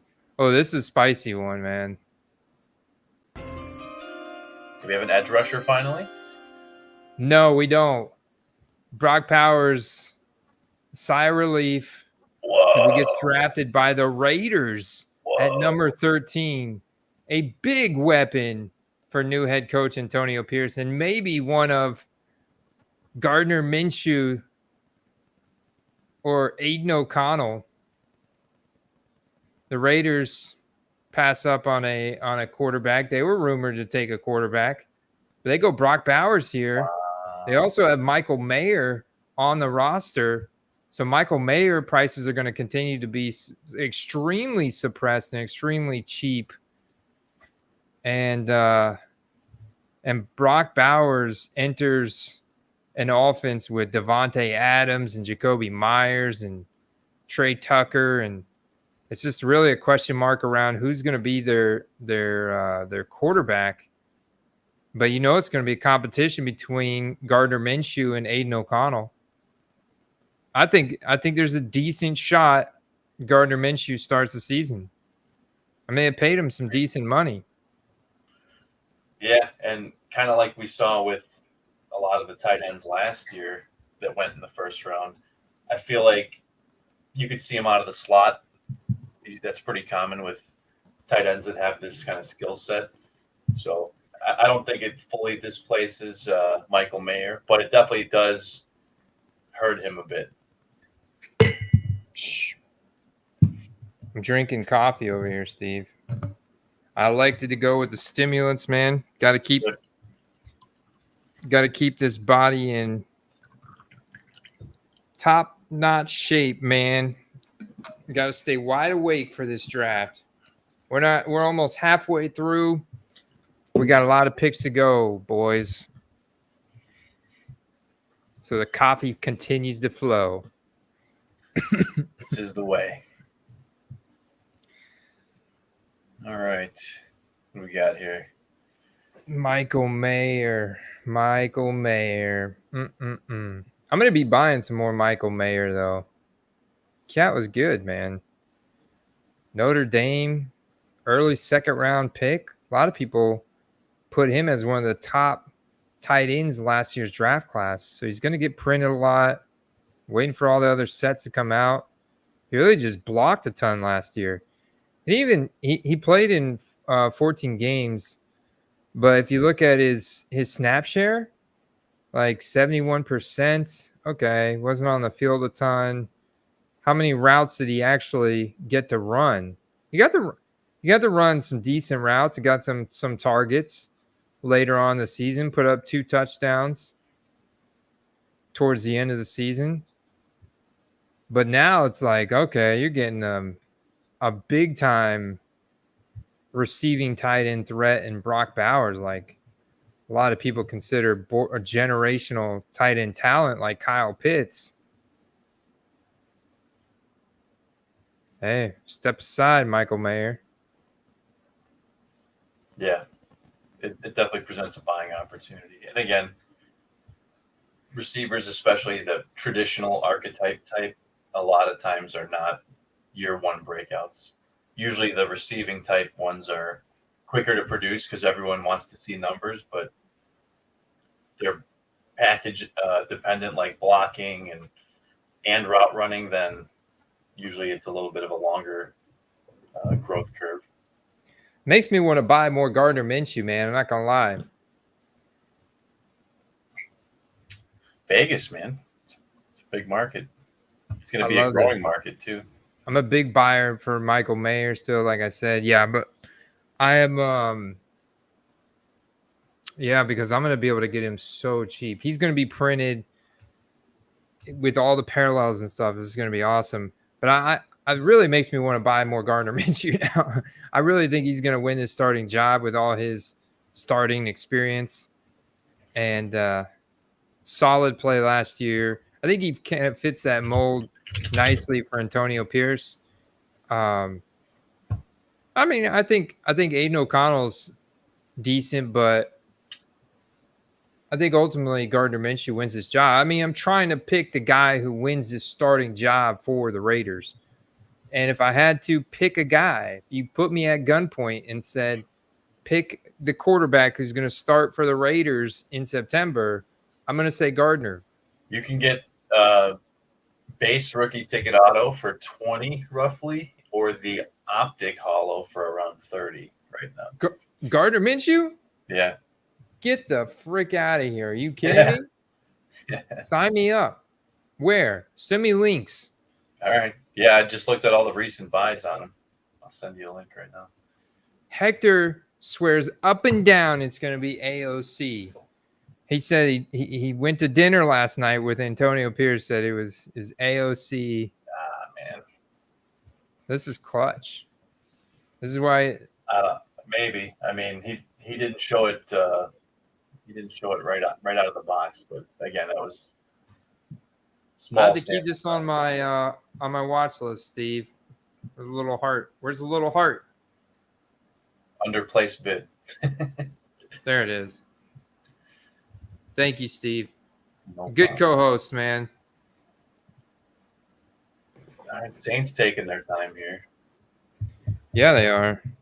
They might be shopping this pick.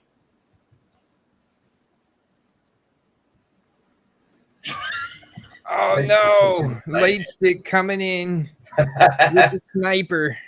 While the topic's hot, I'll tell you what. We got two of us here. Let me pull up one ending sooner. Maybe we can grab it on air here.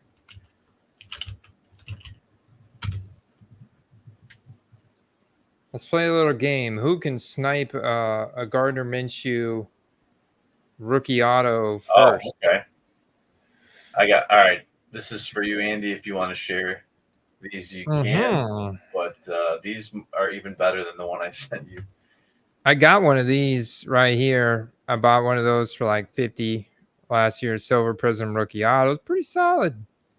Pretty solid. There's a 1010 optic silver. We knew this was another guaranteed pick right here. Back on the draft. No breaking. But we knew the Saints were going offensive tackle. This is a classic Saints move. They've always taken linemen in the first round, building the trenches. Got to have a guy to try and protect Derek Carr a little bit better. They take Taliese Fuaga. There you go. We knew that one was coming. Matt Murray is asking, what current NFL player stock has gone up the most through 13 picks? Are you talking about current player or drafted player? Derek Carr is a phone. Come on, man. Spencer Rattler could be starter. Vegas starter in the second round for sure. Definitely possible. Wait, so you sent me two links. All right, let me get on these links. Oh yeah, a couple auctions ending tomorrow night for the Minshew. Silver Prism rookie auto SGC 9.5. Currently $10, ending in just under 24 hours. I think that'll be a nice little card to pick up. I think with Matt's question, just two quick names that come to mind are probably Kyler and Daniel Jones getting top receiving receivers. What was Matt's question? So what current NFL player's stock has gone up through the first 13 picks? And I'm thinking those two quarterbacks because A, their value was down, and B, they took the top two receivers in the draft. So I think that those are the kind of moves that help QBs, especially if their value's down. Yeah. Yeah, let me. I think that was a pretty solid assessment there, Steve. Let me Saint. Oh, we got that one already. Let me see. Buying Kyler's for the last few months. Yeah. Yeah, it was a safe play knowing that they're going to probably take a receiver there. So let's look at the Kyler Murray market refresh. Are we really seeing the buy nows? No, not yet. But this hobby is very reactionary. Okay, let's people still watching the draft. Give it time. Yeah, they're either watching the draft or they're doing something else, but they're not making necessarily moves on Kyler Murray right away. You gotta remember, Kyler Murray is not necessarily in real good like hype spot right now to begin with. So give it a little bit of time. But I do think your assessment, like current NFL, if we just look at the board, right? Nobody on the Bears really benefited from Caleb Williams because then you also took Rome Odunze, so it's mostly reactionary. Probably, I think it's going to take to like training camp, preseason to see who Caleb is building chemistry with to really know what's going to happen there. So no current active NFL players benefiting. Jaden Daniels, Commanders. I guess you could say Terry McLaurin, but it's not going to be right away either. I think it's going to be more reactionary. People are going to wait to see how well Jaden, melds in that offense. You also have new coaching there in Washington, Drake May. There's nobody there to really buy into except for like Ramondre Stevenson. And so nobody active there. Yeah, I mean, the first guy is Kyler here with Marvin Harrison. That's a big one. Joe Alt's, I mean, that's Justin Herbert. I think you got to be a little bit more excited. Justin Herbert sells really well all the time, but there's definitely upside compared to Burrow, right, Steve? So Herbert. Yeah, I think that even though his prices are already high, I think that just the reactionary of Nabers, let's say, or Bowers signing with the Chargers would have driven prices up even more, even if it was like a 2-day influx. But again, going back to that, Nabers going to New York, especially when they don't really have any competition whatsoever, I think only bolsters the QB position, not just from a fantasy standpoint, but from a investment standpoint. Yeah, for sure. And then Malik Nabers, I mean, this is big for Daniel Jones or Drew Lock. So far, they've dodged the draft. Daniel Jones dodges the whole draft. You got to be buying into him because he's so cheap. But then I'm handcuffing him with Drew Lock, so I'm buying both of those guys for still cheaper than what I'd buy one Justin Herbert for. So it makes sense. And then Will Levis, super cheap in Tennessee. There's still confidence in him with a tackle. Want to protect him. I think this is good for Will Levis in Tennessee, who has been much cheaper than Bryce Young even. Steve, from what I've seen, Will Levis, early second-round pick from last year, has been cheaper than Bryce Young. Yeah, but I mean, if you're basing it on what he's done so far, I think his cards are very overpriced. It's just limited product. Here's the thing: is like as long as he retains the starting role, the speculation buying remains. You know what I mean? It's still, he hasn't played a full season just yet, so people are still in on the speculation. But that turning point, we talked about it with Pickett.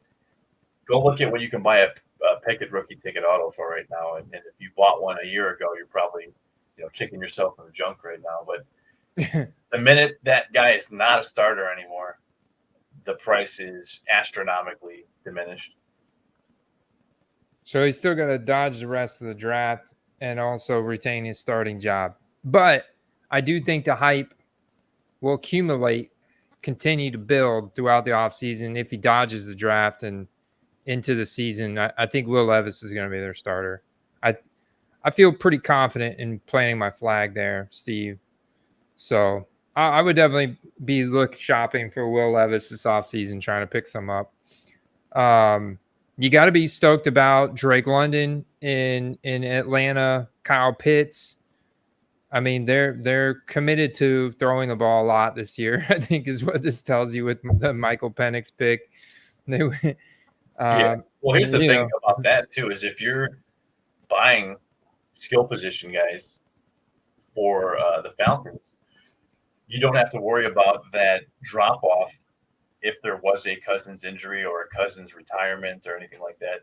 If they retain him and don't trade him away, you'd be looking at some potential continuity in skill position player value, which could otherwise be diminished if, a really bad backup came in and just stunk the place up. And you saw that with Garrett Wilson this year.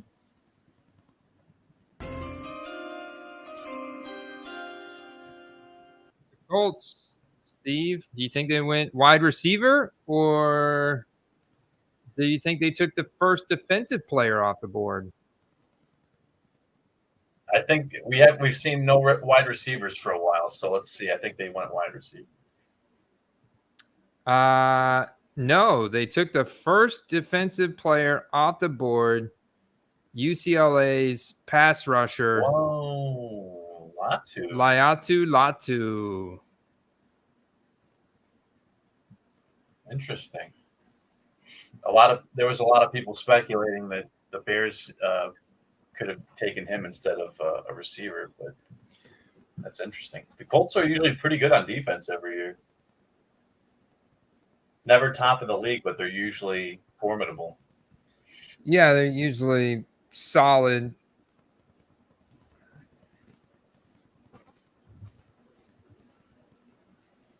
Colts, yeah. I mean, if Seattle takes Cooper DeJean here, that cornerback duo is going to be just disgusting, man. Between him and Witherspoon, I bet you they do. Seattle typically likes to draft those defensive back, but with no more Pete Carroll, things could change this year.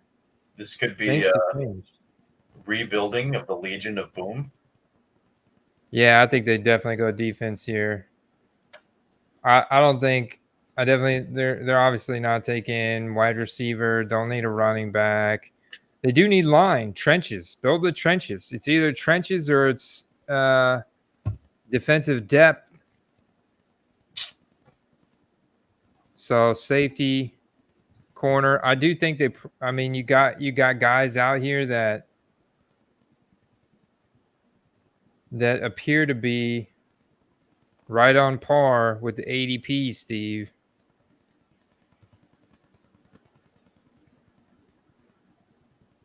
Crypto in the chat was saying he thought they would take defense. Yeah. Chad said defense.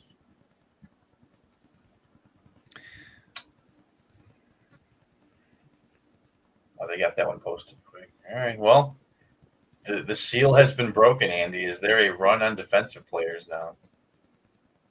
Yeah, a little one. I think you're definitely seeing a little one here. Jaguars, maybe they, but they have Gabe Davis now, so I think that they would just be unnecessarily topping off if they go offense here.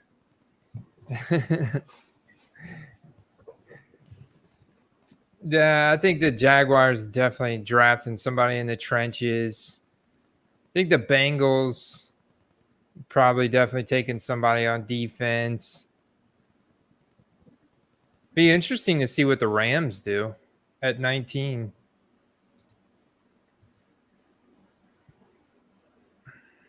McVay's been known to do some crazy things.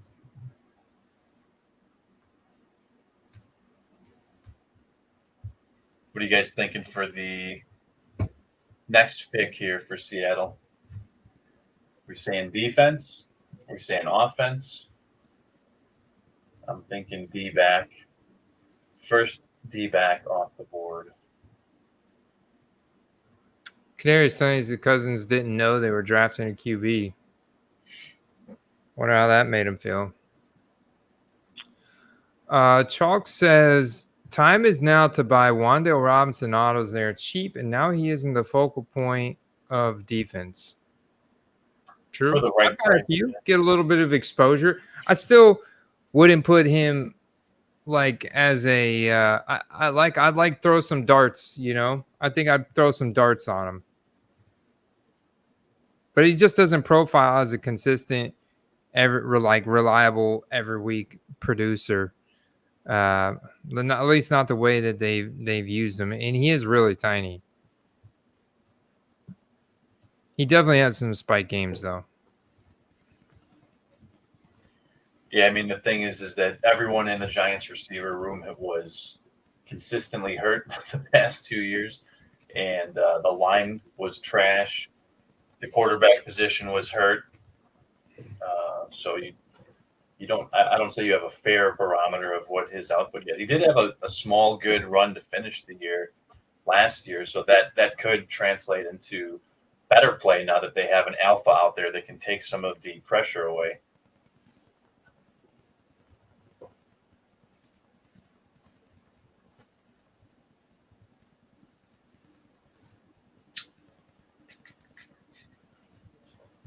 Right, Seahawks are milking this one.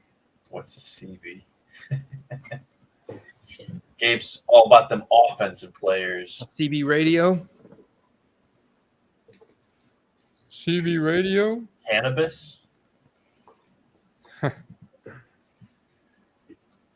Tops now have the Caleb Williams card.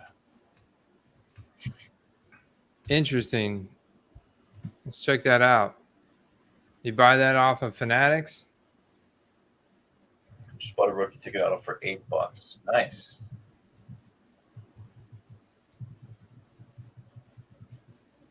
Yeah, I mean, if you can get a guy with upside for under 10, I mean, some of the lowest denominator players in the league will fetch $5 to $10 in a rookie ticket auto format. So that's a good buy. Hector's cooking some bomb ribeyes. Ooh, man, that sounds amazing. Ooh, dude, that sounds awesome. Making me hungry. Seattle. Wow, man. They had that thing signed quick. Dude. Are you serious? Or is this a digital image? Is this a draft? Topps now getting interesting price on the scene. Look at that, man. Yeah, that's a little weird. Are you superstitious? $1,000 for that auto, man. That's a little rich for my blood. Pick is in, Andy. We have a pick in. Do we have a Cooper DeJean? Let's see. Because if not, I think he falls to Steelers or Packers.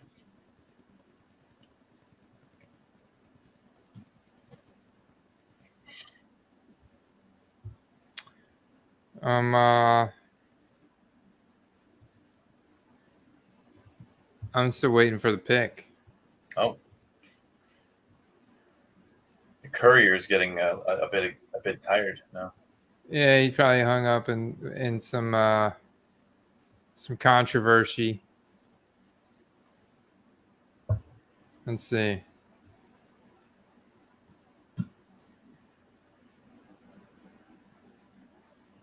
Yeah, I'm still waiting for the pick. Let's reload the draft board here. Yeah, it still just says pick is in on my screen.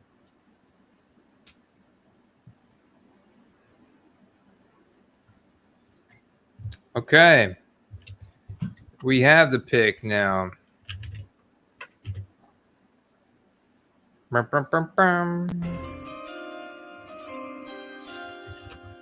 All right. They go with the big boy, Byron Murphy II from Texas. Seattle Seahawks get them some big beef in the trenches. Man, the O-line going hard this round. D-line. D-line, excuse me. D-line. So, yeah, the floodgate did, in fact, open on defensive players. For defense, yeah. I think the Jags take another defenseman here. Whoa. Just kick the camera tripod.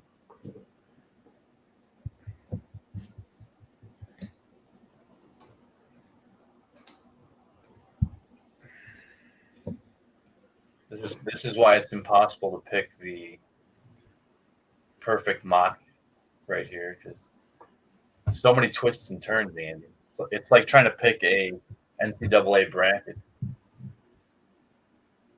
Oh, here you go. According to Daniel Jeremiah of NFL Network, Kirk Cousins' agent was not told the Falcons planned to draft Michael Penix with the 8th pick.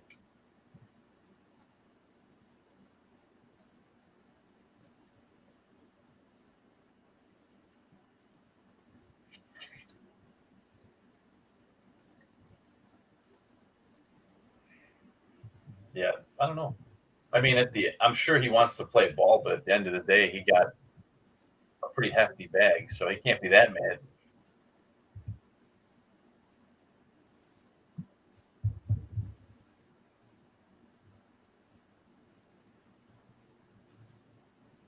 mad. That's a good point.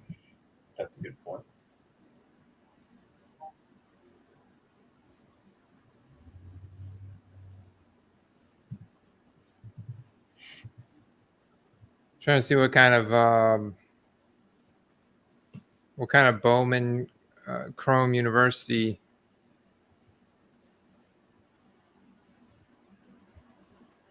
Nice, man. I'm jealous. Well, there's ribeye talk in the chat.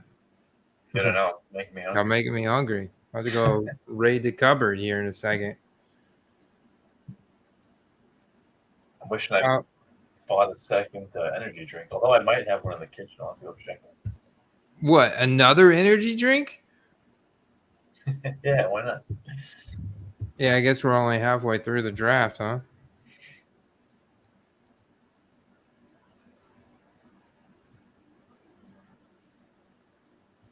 We got more defense going, too. Andy, it's only about 5-6 weeks away. We got to start game planning our IRL live stream. Are you coming to Tampa? Live, live and in person for the third time if you count Chicago. Nice. Are you going to be staying over on the beach? Yes, sir.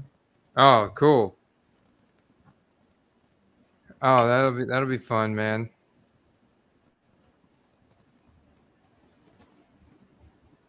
Almost done, Hector says. Take your time, man. We want it to be perfect.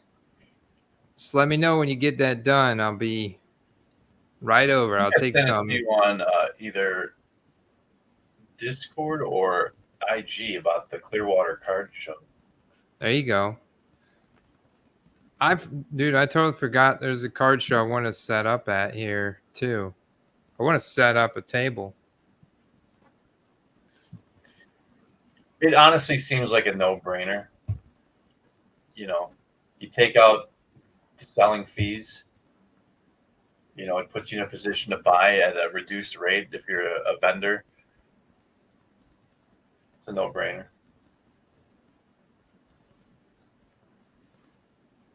Good for the experience and for the content. Don't forget the content. Yeah. Oh, yeah. Reverse here. Let's go. We're going medium rare, sir. Medium rare. Jason, man. See anything that catches your eye here, Steve? Got a lot of cards that are more on the base side.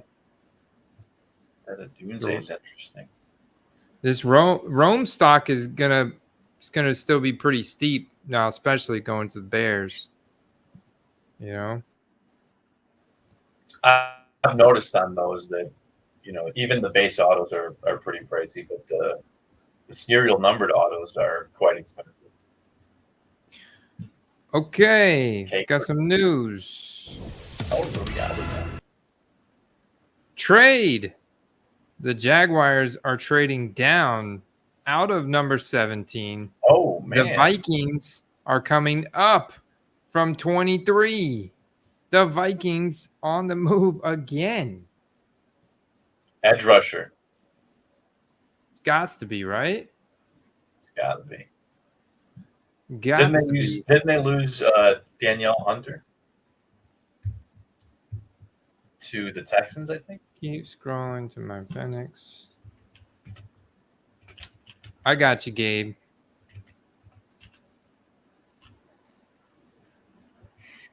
Let's see. Confirmed. Yep.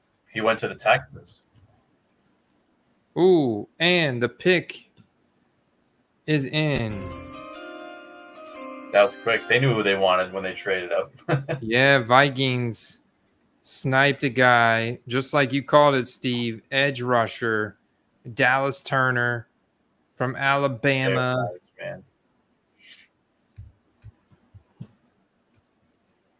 Yeah, that was, those were the two biggest positional needs. So I got to give them a tip of the cap for moving up to get that. 11 sacks, dude.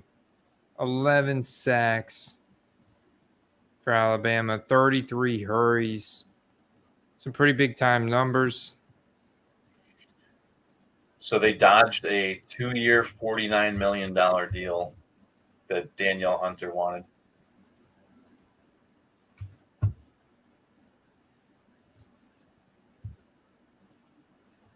And the Jags got number 23, of course, number 167, and a 2025 third round and fourth round from the Vikings for this little move up to get Dallas Turner, which he was the SEC Defensive Player of the Year last year. So a lot of hype, a lot of promise there for that boy. All right, the Bengals are on the clock. I think that's one of the best picks thus far. Yeah, great pick. So far, the Vikings having a pretty solid first round, taking JJ McCarthy at 10, moving up a little pick with the Jets there, now taking Dallas Turner.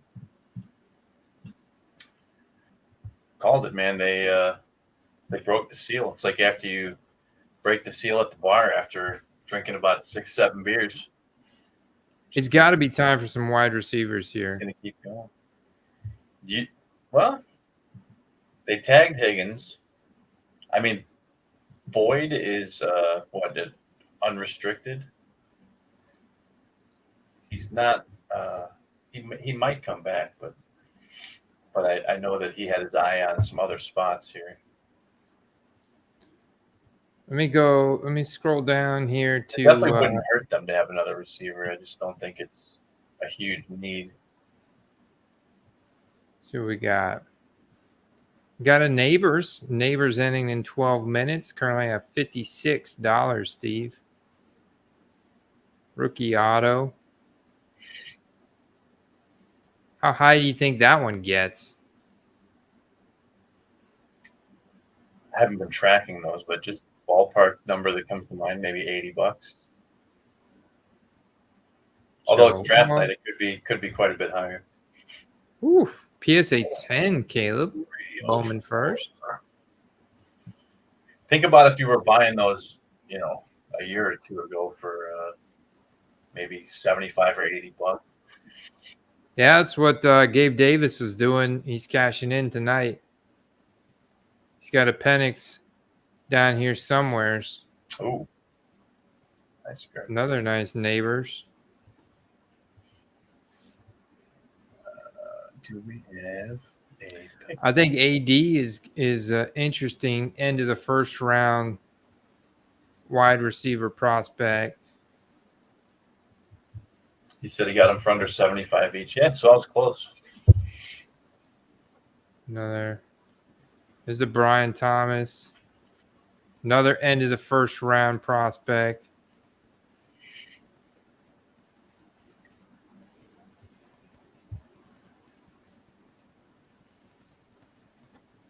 Good Lord, Gabe. How far down is your Penix?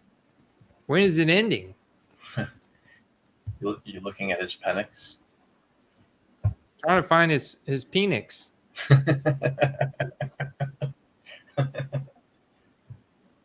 So far away, I can't see it. He said it's a big kahuna. Oh, it's a big kahuna. So I should have no problem seeing it. Even from far away. Even from far away. You'll know it when you see it. Rome for 43. That's interesting. Couple Romes right here. The serial numbered one is, I mean, obviously it'll change by the time it gets closer, but as of right now, the serial numbered one is last. Yeah, I think page 144 minutes, he said. Got bottom of page 1. Oh, pick is in, Andy. Oh, refresh the page. Pick is in. All right, let's see what we got.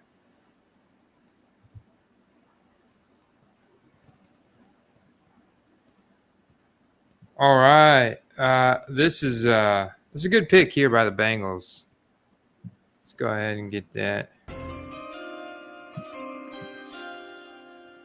Good pick here by the Bengals. They take offensive tackle Amarius Mims from Georgia. He apparently lacks experience, only 802 college snaps, but has the talent to become a long-term starter at either tackle spot for Joe Burrow. That's a big role. That's a big boy here. Amarius Mims. Yeah, I think with Burrow being injured last year, I think you got to keep him healthy, and that's definitely one way to do it.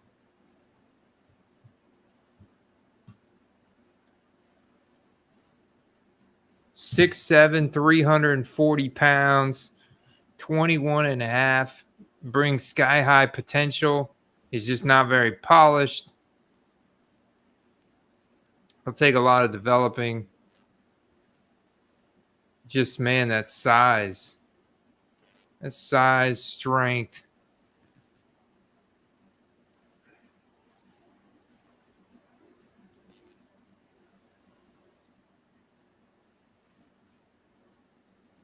Sean Payton looks baked. What an awkward camera angle. Who? Sean Payton. He's got his camera like under his gullet down here. What? Sean Payton does look baked a lot. Oh, okay. He said I missed it because you went to page 2. It went to page 1. All right, let's try this again. So now we know. I'm just going to type in Michael Penix. How about that? Michael Penix. Yeah, see, that's why I don't think I had my search parameters properly for Michael Penix. Oof. There we go. There it is. I found it. Found the big kahuna. There it is. Dang, dude. Nice. Both of these. It's got the yellow auto. Few mo to go collectibles. I like the name, Gabe. So shout out to Few Mo to Go Collectibles, reputable seller, part of the quest. Got some Michael Penix cards ending in the next 30 minutes or so. The newest Falcons quarterback. That was number 8 overall, right? He's number 8. Yeah. Crazy. Number 8. It's number 8 overall draft pick right here. I think this is the biggest shock of the draft. Let me get out some of these windows.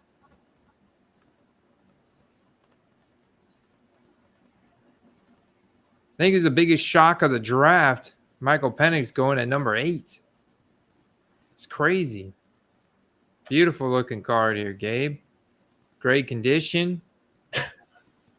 Currently at 147.50. And he does have the big kahuna as well, numbered out of 150. Currently at 157.50. Well-timed auctions. Great looking cards. Great photography here. Nice. Check out these auctions by few mo to go.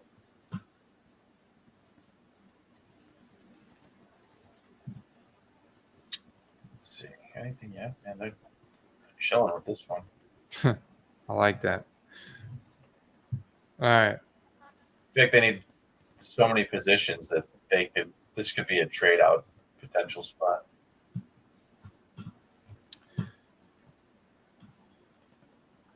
Here we've got the Rams on the clock. A lot of needs here. You think they could go quarterback depth, line? They built up the interior offensive line. They could use a tackle, though. D-line. Aaron Donald retires. Gotta beef that up. They need a lot of help on defense, man. A lot of help. All right, guys, if you're out there, drop your questions in the chat. Football cards. What do you want us to look into? I think I'm gonna have to go get some more coffee, Steve. It's that time. It's my time of the night. It's coffee's. Don't let it get you, man. We're only about we're a little over halfway now. We're pick 19. And I think the most exciting picks are going to come here at the end of the first round.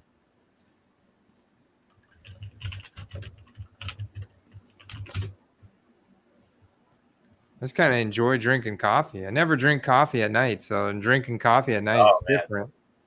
It's quite enjoyable. Do it all the time. I think it just depends on your thresholds. You do it all the time?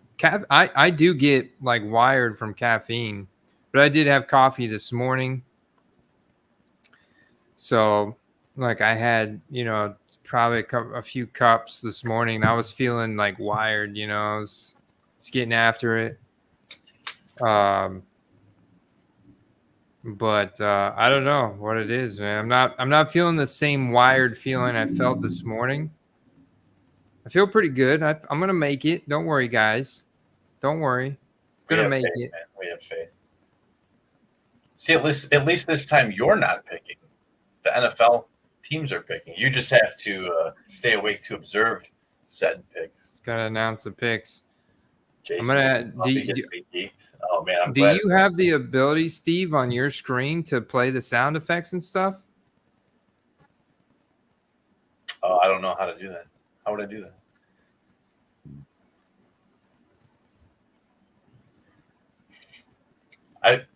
Maybe wait till the Rams pick and then run and grab your refill. Yeah, they should be picking pretty soon. To refill my thermos. How are they just showing the Mims pick on live TV? So far behind.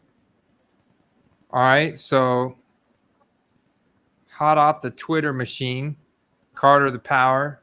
Shout out to Power Hour NFL, fellow co-host. He said, Bengals, Colts, Seahawks are massive winners. Massive all caps. Especially Joey B. Wow. So he loves the pick. He loves the tackle pick for Joey B. I like it too. He loves the Colts and Seahawks pick. The guys on the line.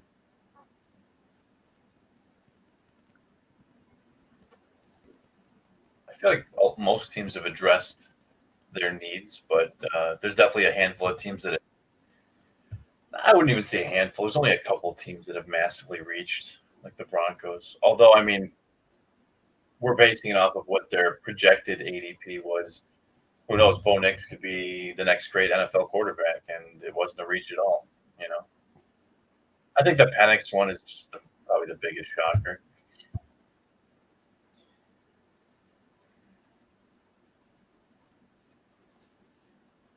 All right. So let's look at real quick some from around the horn here in the industry. We got PFF analyst Nathan Yonke. Takeaways from the first round. He likes the Rome Odunze pick to the Bears. He thinks he's going to make several big plays in his first year. They call him supersized Chris Olave, best contested catch receiver in the class. Over the last 2 seasons, no wide receiver in college football had more deep targets or deep receiving yards. Guess what? He was also Michael Penix's receiver. So he should be an outside receiver who makes big plays in his first year. Andy, pick is in. Pick is in? I don't have it yet.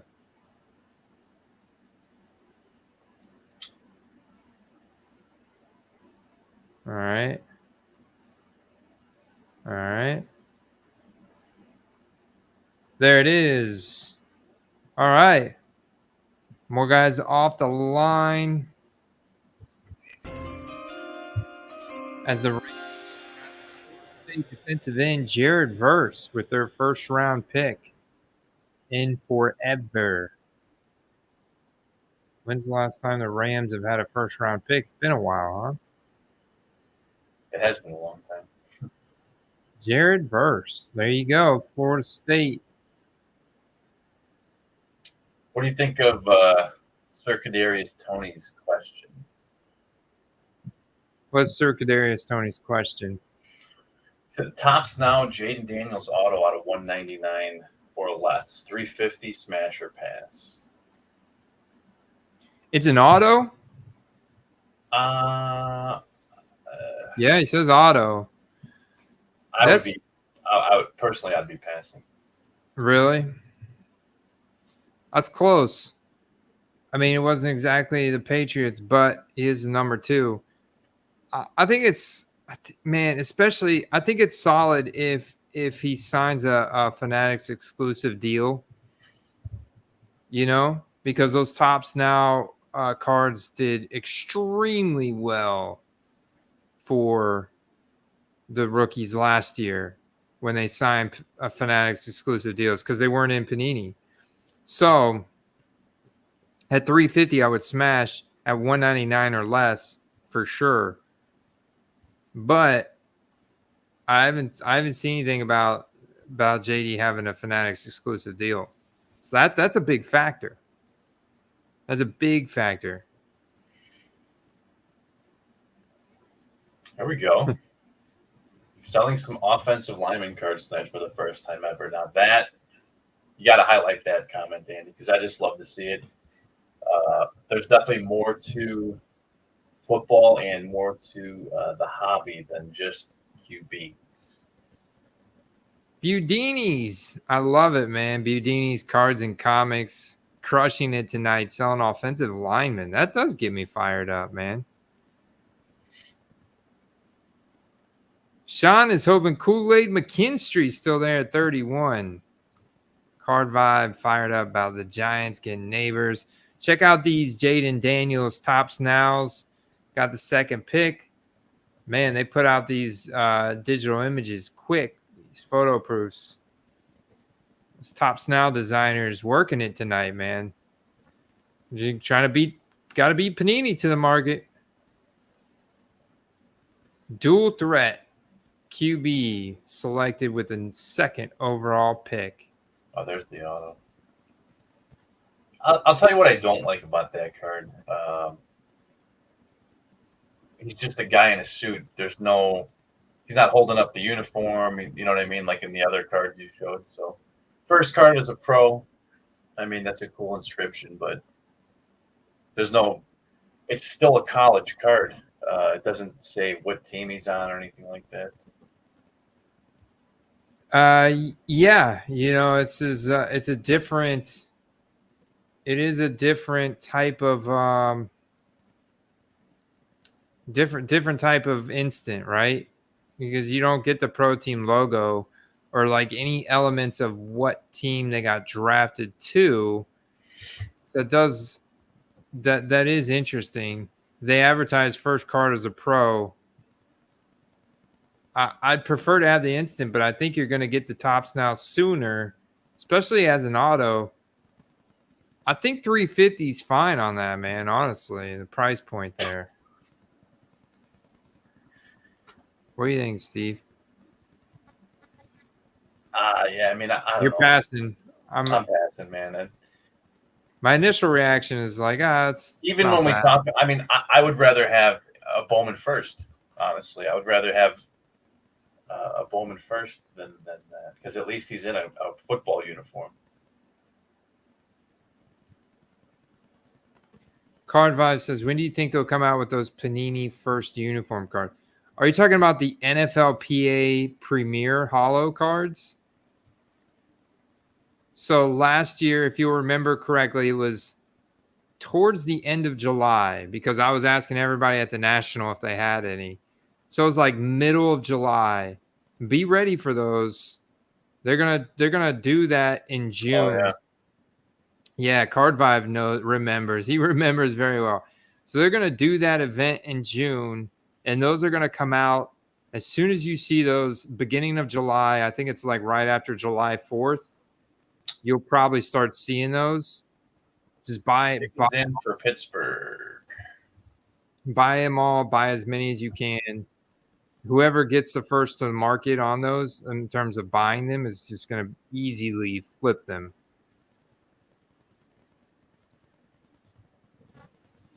It's weird how they already know what the inscription in the autograph says. Are those stickers? It's not like the card is actually signed. That's like a digital mock-up image, though. That's what I don't really get, because it's not like this guy, representative from Topps, is at the draft, got this card, got it to some dealer to take. You know what I'm saying? I feel like that was like superimposed onto the card. Yeah, this is just an artist proof. That's just an artist proof, or it's a sticker that's been photoshopped on there, and maybe he's already signed a sticker, and they were just and then they were going to print the cards and put the sticker on. I guess that's possible. He could have signed stickers just like that, weeks ago.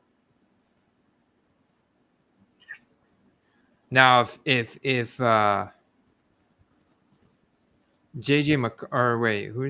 Drake May, though, signed his with some type of Patriots thing, then that definitely is photoshopped. Oh yeah, look, Drake Mays is saying go New England. There's no way he wouldn't have known.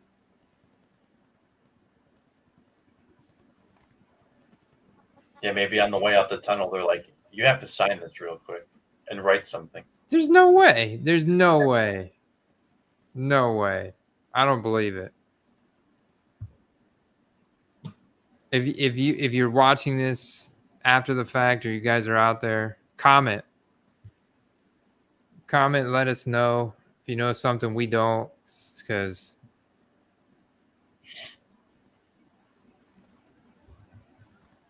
I think it's all photoshopped.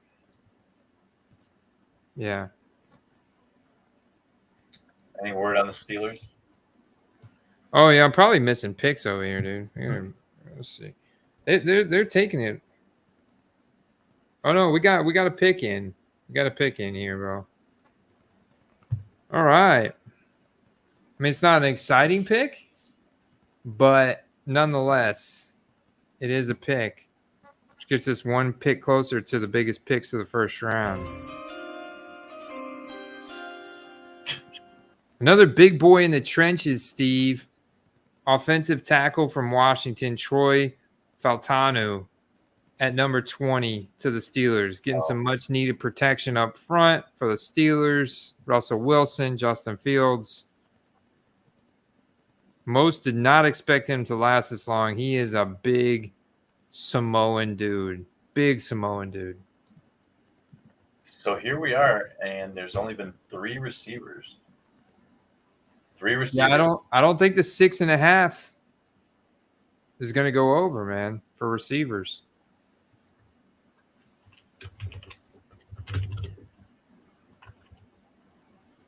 The other question is, does Xavier Worthy go in the first round? And we're getting close, man. The Chiefs pick the very final pick. I can almost guarantee you they're going for a receiver, don't you think? Bills probably going for a receiver. Dallas? What is Dallas going to do? They've been speculated to take Xavier Worthy at receiver. They might take him. They're losing. Well, not that they really did anything, but they're losing. Crap, what's his name? Oh, what's his name? The guy that had the knee injuries every year. You think Dallas is going to take a running back at 24? No way. If one of these hotshot receivers is out there, they got to take him. Got AD out there. Got Brian Thomas, Troy Franklin, Ladd, McConkey, Xavier Worthy. I mean, there's all kinds of guys out there. Steelers. They took OT. They would be one of the top teams to potentially take him.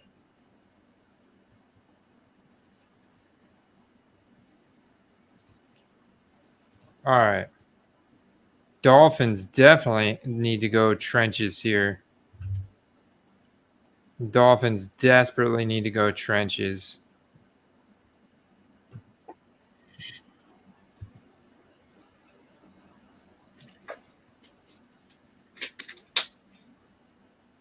Maybe Graham Barton out of Duke. Are you talking on offense or defense? Yeah, I think Dolphins desperately need to go trenches here.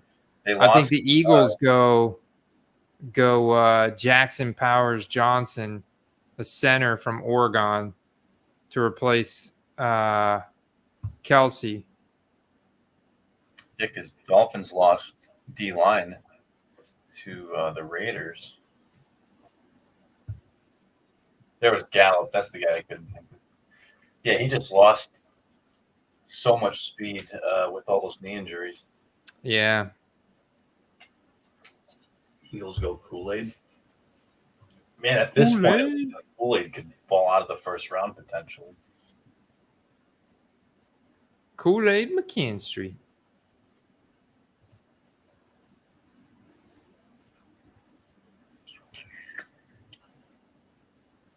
Billy. Oh, wait, pick is in for Miami. Pick is in. I don't have it yet. Zeke is going back to Dallas. There's been rumors he would re-sign there, and I guess he's met with them recently. So that's a solid rumor. Lee Aaron says Panini updated the images on the instant cards. Look like if they're not at the draft, they're using a pick from college. Let me check out some of these instants. They've already updated the instant cards. Huh. Let's see. Let's check this out.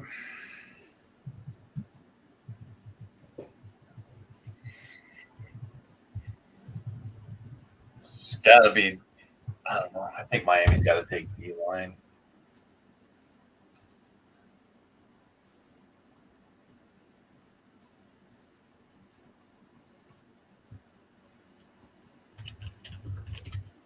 Yeah, I'm not seeing them yet.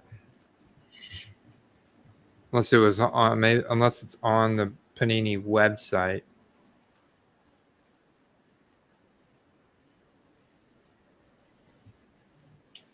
Gabe said maybe Jacksonville takes the next wide receiver.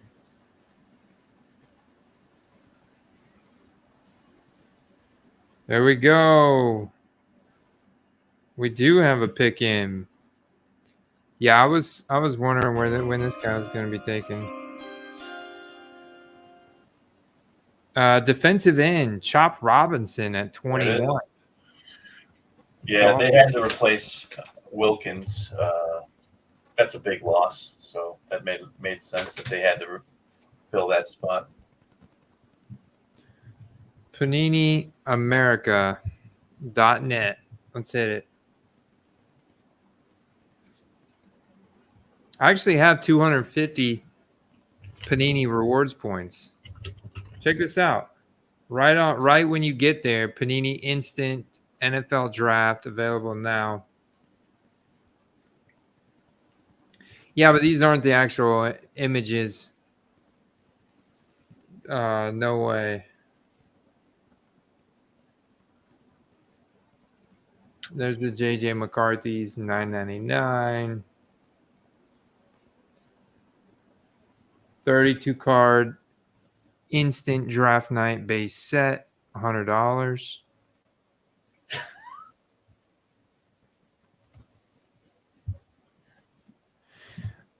Oh, Carter wants to hop on. Let's do this. Come on in, man.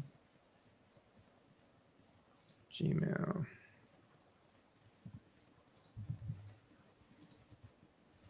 Boom.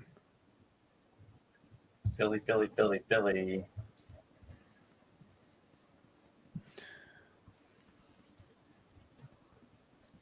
I think these photos get updated again. I think they're just filling it in with what they can, but they're typically they're taking a photo at draft night, and then because the card's not actually going to look like this, you know. I don't think and maybe this is the design from the card, but there we go. There's one. They actually have one with the photo there. I still don't know if that's the actual photo or if that's just something like they have a guy there. Placeholder photo. Folks, welcome to the scene. Carter the Power from Power Hour NFL. Carter, how's round one been for you so far, man? Yeah, I couldn't believe the Falcons made one of the worst picks I think I've ever seen in my existence. And yeah, putting together a video on that right now, and now I'm hanging out with you, man. What's up? So Michael Penix at number 8 by the Falcons. What is that? Is that insurance policy because they don't think Cousins is going to be ready, or? Yeah, I think that's some of it. I honestly, if you don't have a clear backup quarterback plan, just wait and take like Spencer Rattler later.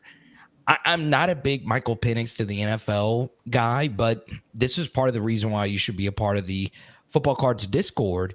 Is there are people in there who have been screaming Michael Penix's name for years, and one of those guys is actually Gabe Davis in the chat. Last year at the National, Gabe and I flipped a pretty massive Michael Penix card, and there's a piece of me that thinks that we probably should have held on to it for a little bit longer. But yeah, I don't get this, but we'll see if it pans out. Look at this auction ending right here. 1 in 20 minutes, Big Kahuna, and then another yellow Bowman Chrome University first Michael Penix auto. This is Gabe Davis's auction. He's about to end here in 5 minutes. Oh, really? Okay, nice. You know what sucks? What sucks is for his sale tonight anyway, and maybe it won't, but not going to a clear-cut starting role will probably hurt the top end on that. I mean, it's still going to get a good price on it, but instead of maybe finishing at like 175, it could have finished at like 275. Right. And look, I say I had a late stick, Filthy. We all hung out at the National last year. Sean, let's not talk about Liverpool at all. with how we've been playing. We'll stick with the NFL draft here. Andy, and Hitman. What's very interesting to me is Joe Burrow is a massive winner. They get Amarius Mims that late in the draft. Amarius Mims was a top 5 player on my board, and Laiatu Latu and Murphy were also top 5 players on my board over Jaden Daniels, over Brian Thomas Jr. and all these LSU guys that I love. So I think a lot of those teams in the teens did really well, and I also think the Vikings trade, it was expensive to get Dallas Turner, but I like what they did. What about you guys? Yeah. A key to the Bengals winning is going to be Burrow staying healthy. And right. Burrow staying healthy means not getting hit, and not getting hit means having a good line. So they had a, lower end of maybe the lower 10% O-line tier. And, you can only build it one guy at a time. So, I like building the trenches, man, for these guys. Yeah, and I'm very worried about Drake May. I hate that landing spot for him. That's just a brutal landing spot in a brutal division with no weapons whatsoever. I'm going to be interested. I'll be on Brandon Ayuk watch for both Washington and the Patriots. They need to go get another guy really bad, both of them. And then also, Andy, I feel bad for Malik Nabers, right? I think Malik is transcendent. I really do think he is that good. And he goes to a situation that's way worse than Marvin Harrison's, way worse than Rome Odunze, way worse than where Xavier Worthy is about to go, A.D. Mitchell's about to go, BTJ is about to go, Ladd McConkey. Almost all of them will go to a better situation than Malik Nabers. So I was hoping the Chargers would come to their senses and actually give Justin Herbert a weapon, but they didn't do that. Yeah, it's pretty surprising, but it's like a lot of people are calling it that Chargers are going offensive line. No. They kind of sniped Joe Alt from Tennessee. Though that, not only is this considered a deep class of wide receivers, you haven't seen that many get taken yet. Aren't there that many more opportunities now for the Patriots to take one, maybe in the next 2 picks? Yeah. I mean, if I were the Patriots, I'd go get BTJ right now, or I'd go get any one of these guys, or you could just wait till the beginning of the second round and get a good one. I still think the Commanders and the Patriots are thinking about doing something to go get Brandon Ayuk, to go get a guy. Right? I know the Commanders have Terry McLaurin, and he was my play of the week a few weeks ago. But Jahan Dotson sucks. He just does. Zach Ertz, I still can't believe Zach Ertz is getting selected in underdog drafts. It blows my mind. I mean, God bless. But yeah, I have mixed reactions about this draft, because obviously the Penix pick is just so unfreaking believably shocking that everything else has kind of been chalky. Everything else just kind of makes sense. McCarthy to the Vikings makes sense. Bo Nix to the Broncos makes sense. But man, it's interesting. Andy, any QB in their landing spot standing out to you? Oh yeah, man.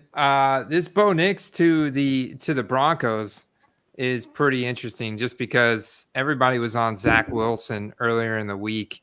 They're buying his cards like crazy, and I think they were gonna draft a guy, but bringing Bo Nix in there, and you got to ask yourself, like, what's gonna happen between him and Stidham and Zach Wilson? Definitely a competition, probably, but they spent a lot of draft capital on Bo, and I'm looking at him. He's got a 5-year college career. He's 24. He should be pretty much pro ready, right?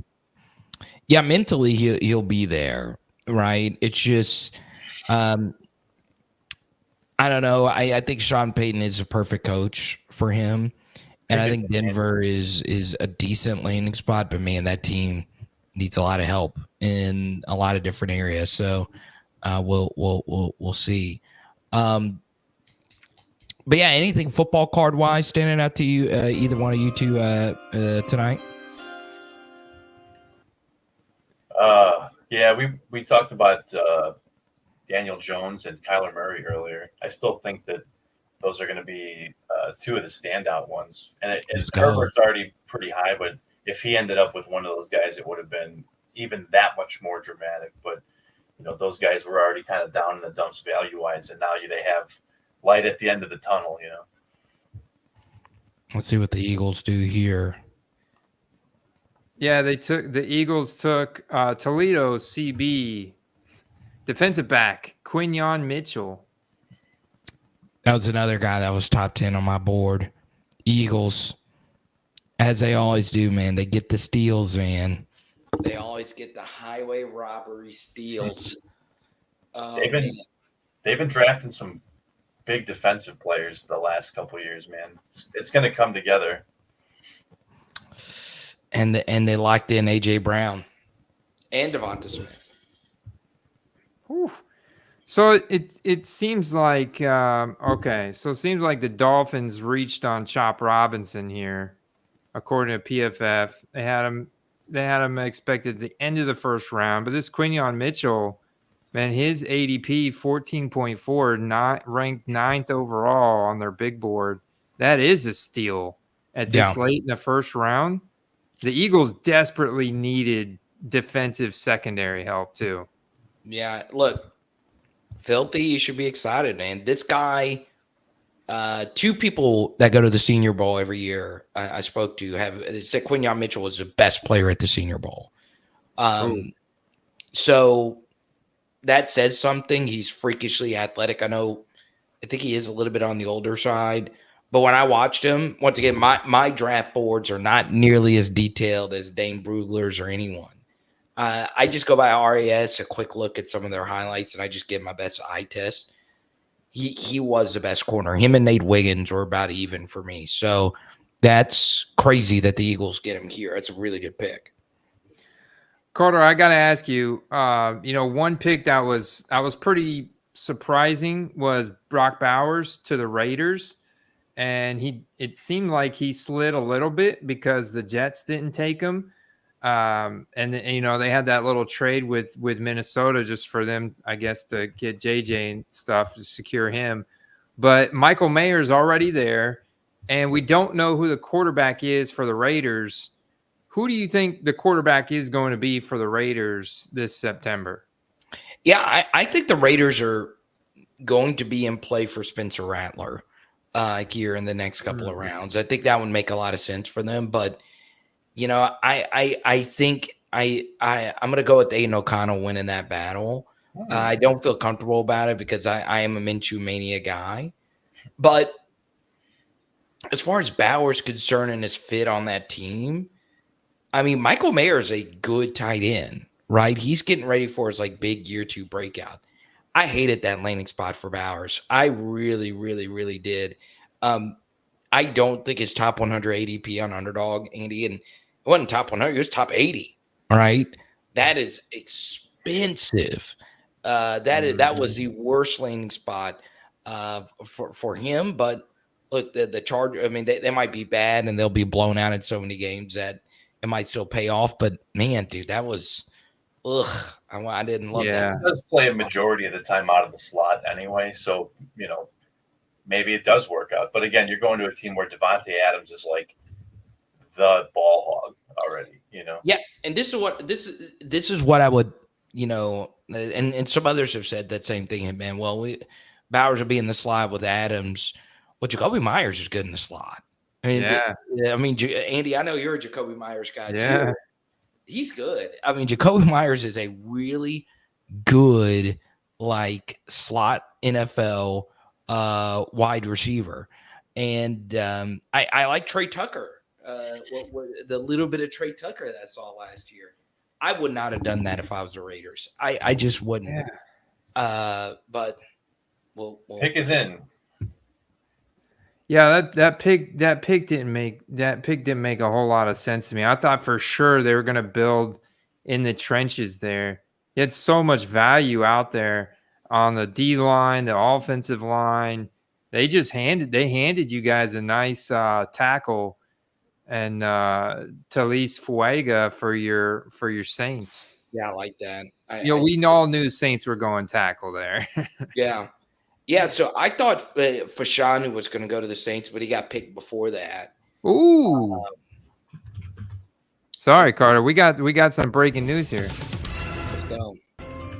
The wide receiver train back up with Brian Thomas Jr. Oh, LSU being selected by the Jags. let's go, BTJ. 23, dude.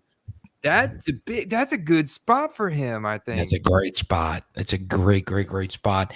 You know what I thought, Andy? I thought the Jaguars were going to take him at 17, and they're able to trade back, get more draft capital.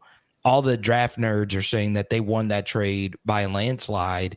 Even though I think Dallas Turner's pretty good, you get BTJ at pick number 23.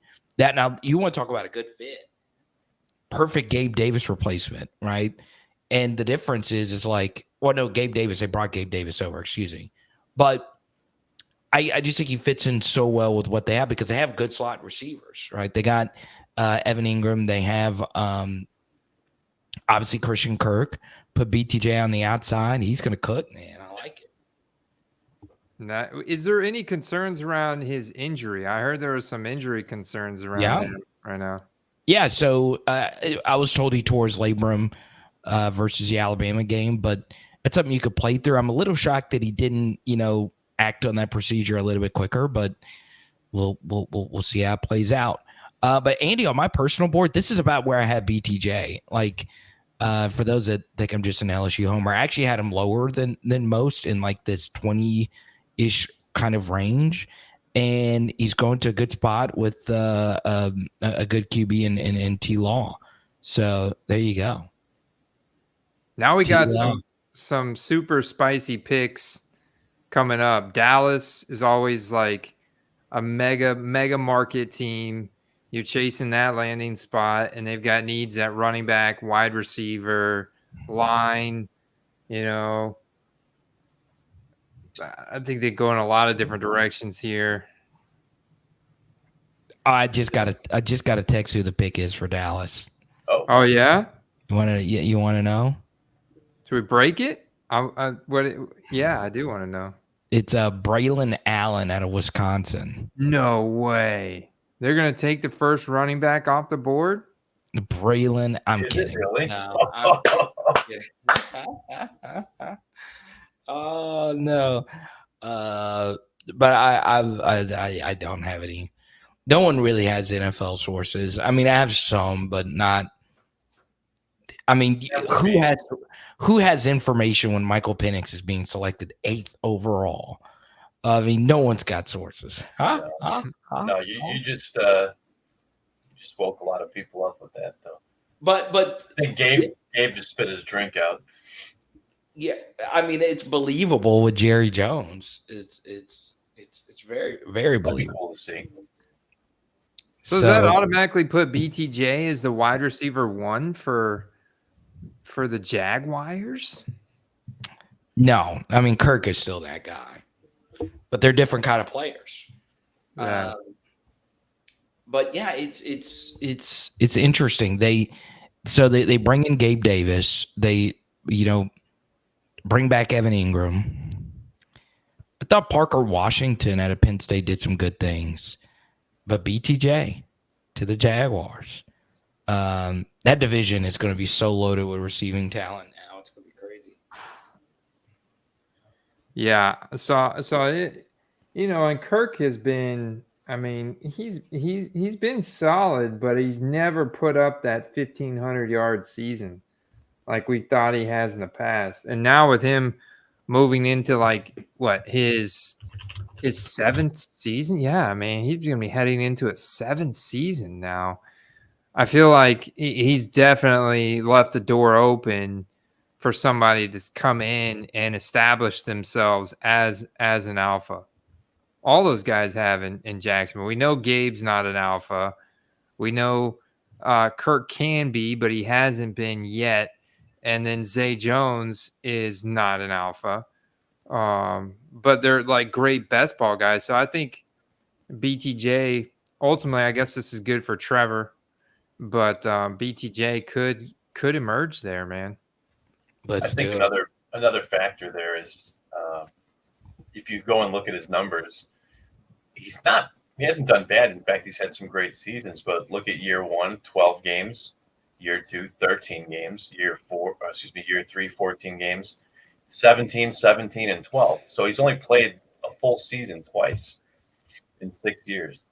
So that's obviously maybe all the more reason to go get another receiver. So you always got guys out there, even if one's down. Well, all right, guys. I got to drive to New Orleans tomorrow. I just want to real quick before you get out of here, Carter. No, if there was one guy, or give us one guy who you think could be this year's Puka Nacua that gets drafted this weekend.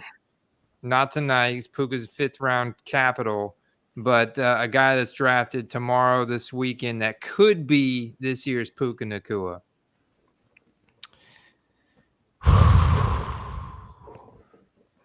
That's loaded.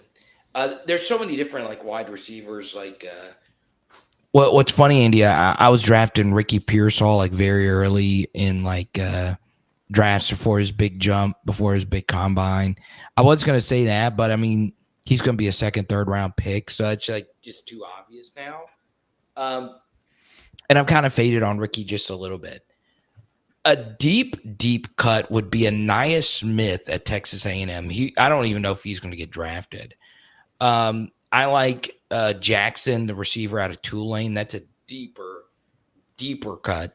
I mean, there's so many of these wide receivers that you could pick to. I know a lot of people like Javon Baker.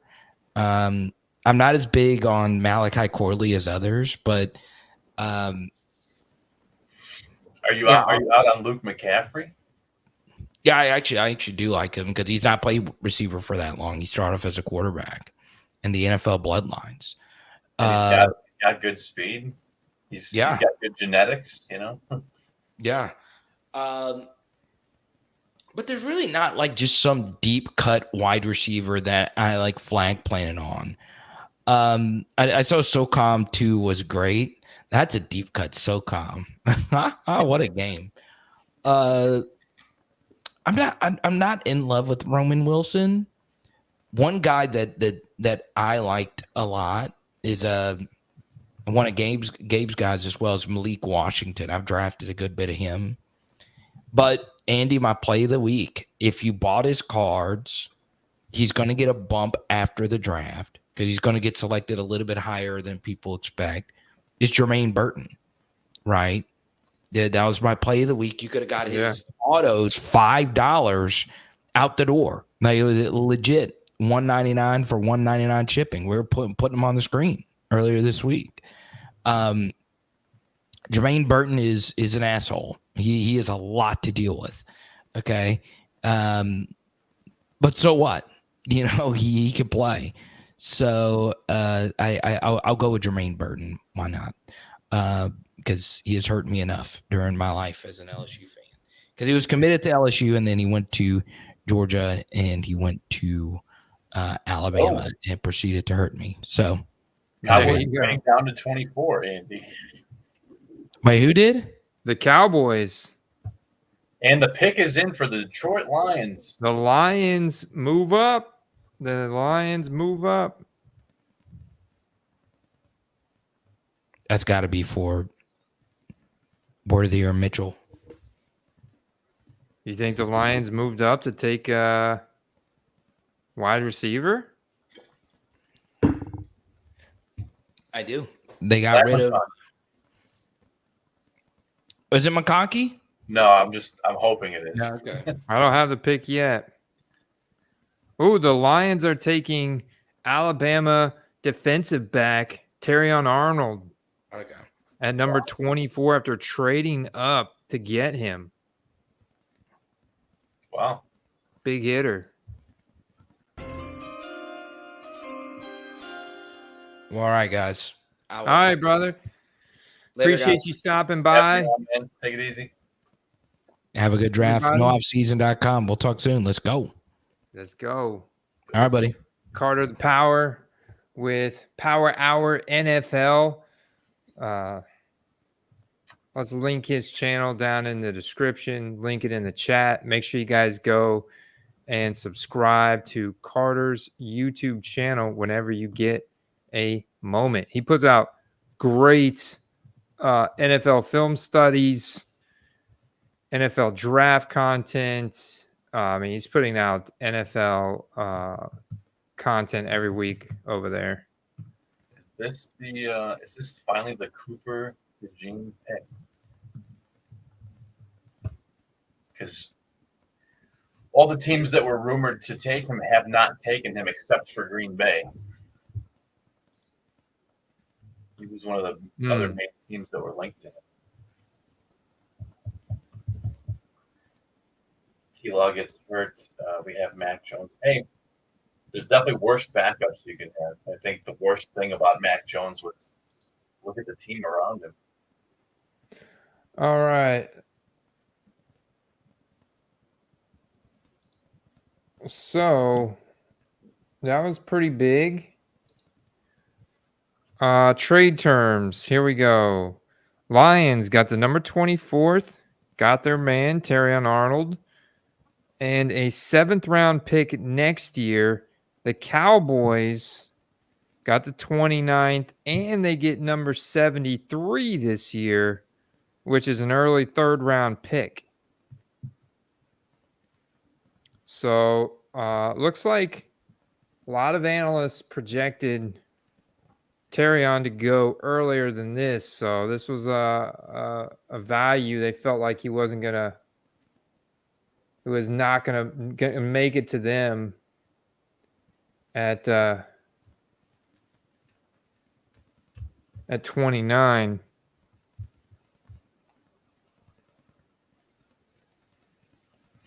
All right, Green Bay's on the clock. I think they pretty much go line here. Gabe says day 2 is going to be loaded. It really is, man. Yeah. We're going to rest up. It's almost going to be as exciting or more exciting than round 1 because that's where all the top tier running backs will be. A lot of the receivers, because people were talking about how there's 10, 12 legitimate threat wide receivers in this draft, and what have we seen? 4 get taken. Mm-hmm. Yeah, 4. I'm excited though. I think we've got a couple good picks here before the night's over. Got my Buccaneers coming up after this Green Bay pick, and then you've got Arizona back on the board. Do they go wide receiver again, or do they go line or defense? I'd probably line or defense. My Bucks probably go defense if I had to take a guess. But the Bucks could, you never know, they could surprise somebody, but not with Todd Bowles and the current regime there. I think it's definitely going to be line or defense. We need help. We lost Carlton Davis. We lost Devin White. The line needs help for the Bucks. So I think they go line or defense, but you just can't spend that kind of capital on a running back here in the first round, unfortunately. Not with this class. But then you do have the Bills at 28. And then the Lions again, or not the Lions, the Cowboys at 29. And I think these are kind of wild cards. Bills, Cowboys, and then the Ravens, and then the 49ers. What they could potentially do here could have a big impact on what happens to Brandon Ayuk. You know what I'm saying? And then the Chiefs cap it off, which is a huge wide receiver sink. Yeah, and it's going to be interesting because not only is that a high probability to be a receiver, but it'll be the last pick that people remember seeing before day 1's over. And they're the Chiefs. I don't think I need to mention that part.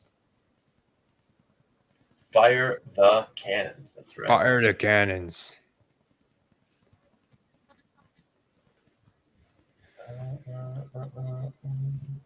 Pick us in, Andy. Oof.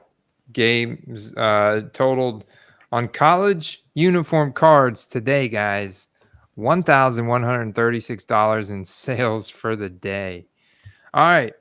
The pick is in for Green Bay. Let's go ahead and announce it. They select Arizona tackle/guard, big offensive lineman Jordan Morgan with the number 25th overall pick. Developmental offensive lineman to their team. They've had a ton of success going this route. I think that's a great pick for the Packers. Smart pick, man. They needed the line. They brought in Josh Jacobs. They got all the receivers, the Christian Watsons, the Jaden Reeds, the Romeo Dobbs, the Dontavian Wicks. They got all these receivers, and you bring in Jacobs, and now you're building the line, protecting Jordan Love. This is good, man, for the Pack. A lot of O-line so far. I mean, it's smart. It's smart drafting. These games are won in the trenches, and who can get more time, who can get more protection. A lot of games are won or lost on the line, man.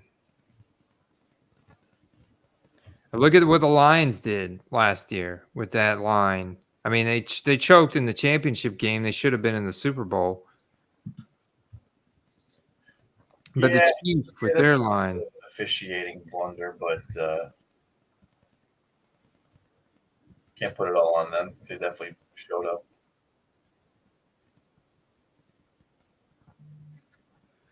Gabe still got a few more innings today. Let's pull back up a store.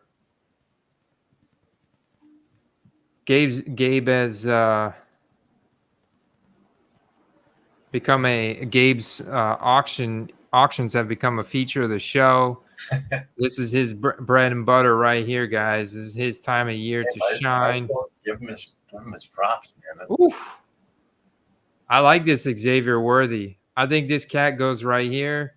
He's getting drafted tonight. I think Xavier Worthy's getting drafted tonight. Bills, maybe? Bills, Chiefs, Dallas.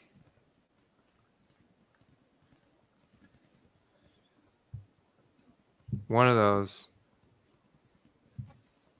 I saw Mario in the chat. I think he said earlier he bought one of those Topps autos you were talking about. I think I saw that too. Yeah, it was when Carter was on earlier.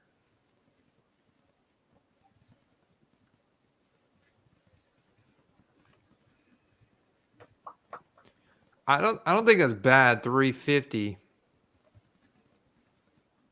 Ooh, Tyreek Hill, PSA 10. Got a Herbie. Got some auctions running tonight, man. Nice. Caleb Williams, nice. Man, I got the Tyreek Hill. The hype will definitely be there. That's a nice Cooper Cup rookie, man. Yeah, this is a nice Cooper Cup out of 75. A little clearly love action there. Little waddle, big old fatty patch. Joe Burrow die cut, little Joey B action.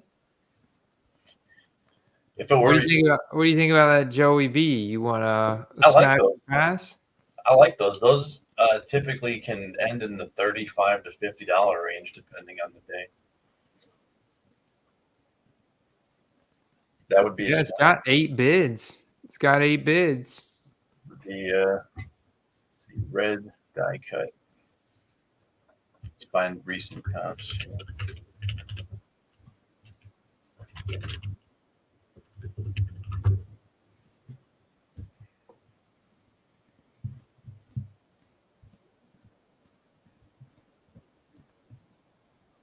.130 is dragging. There's Mario. He grabbed one of the Caleb Williams. Nice. Recent comps. Mario making plays. 3. Oh, damn.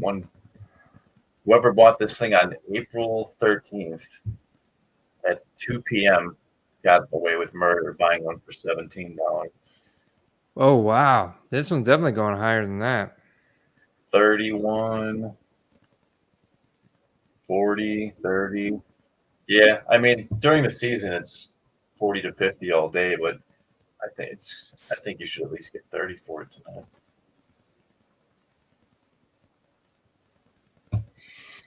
Gabe's got a ton of Franklin. Late Sticks thinks Troy Franklin here at the end of the first to the Chiefs based on a local rumor around these parts. If that's the case, are you thinking with Shaq Barrett's departure? Are you thinking that the linebacker position needs to be addressed at this point, or you think that they're going to wait? Because I know there's not any linebackers really projected this early. No, I think it definitely needs to be addressed. But I think you can. And Devin White. Didn't Devin White get moved? Yeah.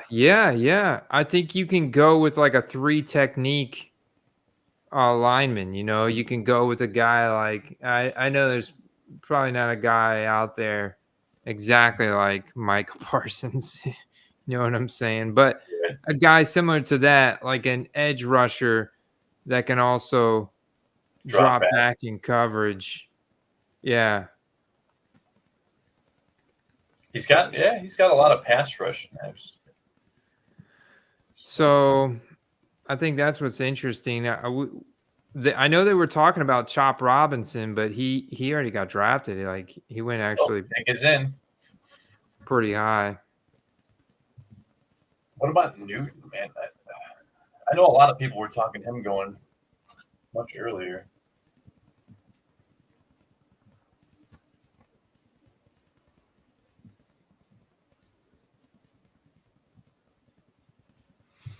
Center would be good too, though.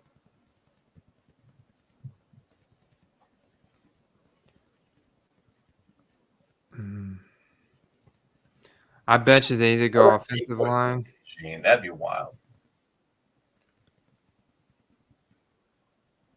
I'm still waiting for our pick here.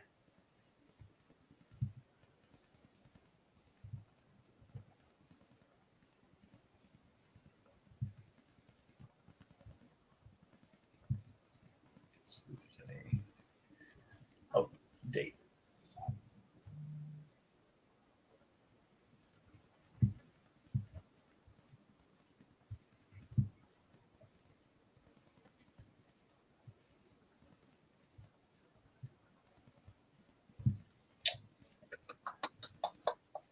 There we go. All right, I got it. Smart pick, man.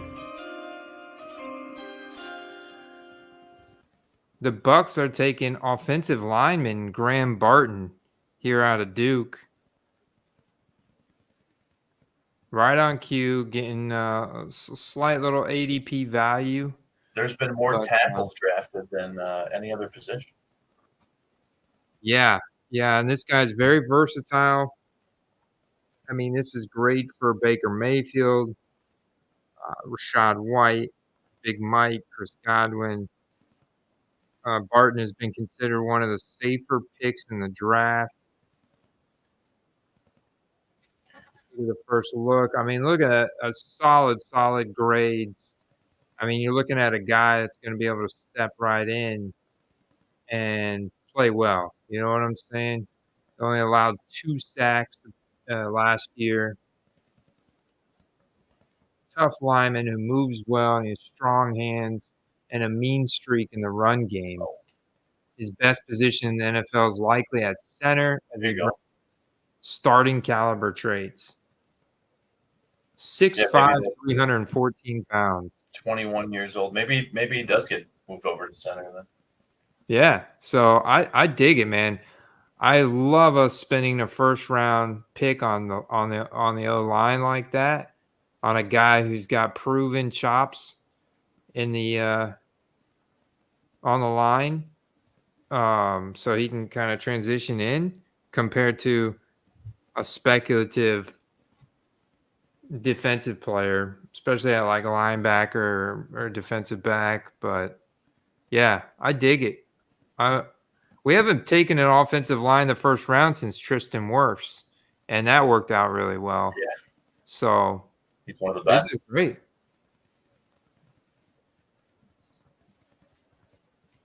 Could you imagine if Arizona takes another receiver? Yeah, would go up yet again.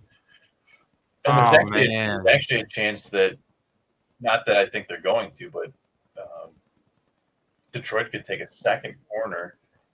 I mean, last year I was begging them to take Witherspoon, and they didn't take him. I mean, their defense is what's really hurting them. Their offense is outstanding, but the defense is killing them.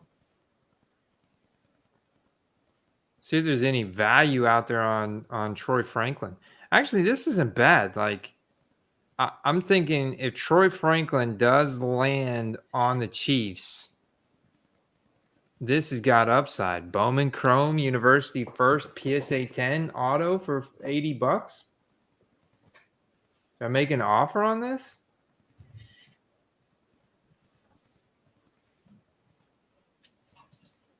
Four sales in a quarter. I suppose the inverse of that is he slides to day 2, and then it'll be harder to move. Troy Franklin uncirculated out of 1 for 29. That's a pro set, but it's out of 1, dude.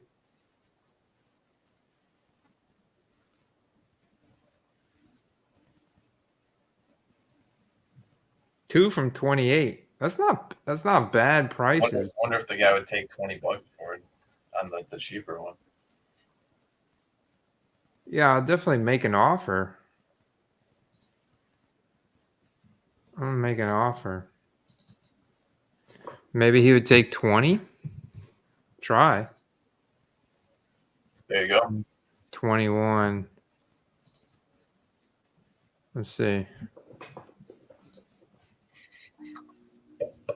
What do we have? Do we have a pick?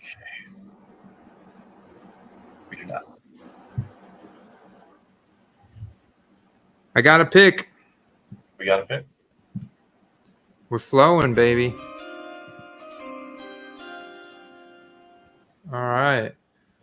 With the 27th pick overall, the Cardinals are selecting Missouri pass rusher Darius Robinson. Some defensive help for Jonathan Gannon. He gets out of the green room. Darius Robinson. Nice.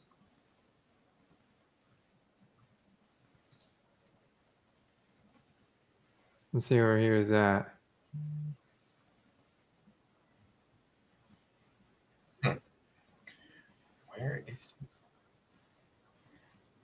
Oh, there he is.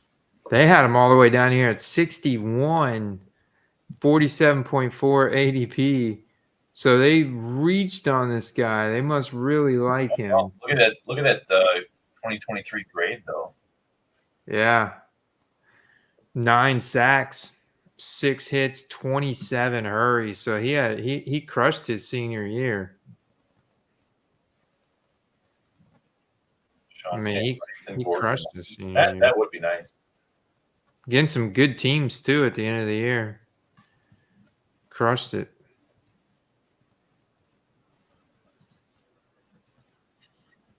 All right, we got the Bills on the clock. Come on, Bills. I'm feeling a wide receiver, like where we haven't had any skill position excitement since Brian Thomas there at pick 23, and then before that it was Brock Bowers at 13. I mean, there's only been four wide receivers, so it's not like they've been crazy. Hasn't been super low. It's been about average. All right, it's about average. We got 5 picks left, guys. The Bills are on the clock.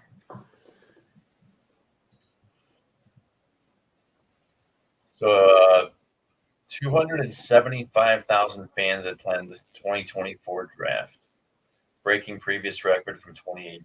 So that's substantial. So I'm saying the draft is not just the draft anymore. The draft is a big landmark of the offseason, and that's why it's such a milestone for the hobby as well. It kind of gets the offseason fire reestablished, if you will.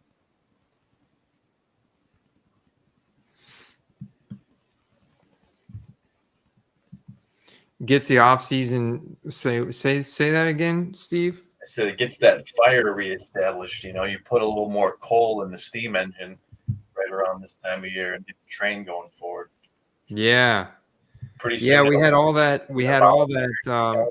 In workouts in a week or two here. So it's off season is, they're not just sitting around at home anymore. They're getting ready for game time. Very true. Very true. And we had all that excitement and buzz when free agency kicked off, when the league year kicked off, and then it kind of tapered off. But then we had a couple nuggets that were dropped, like the Stephon Diggs, and then Zach Wilson. You also had the combine in there, and you had a lot of speculation leading up until tonight. And you're right. Now it's like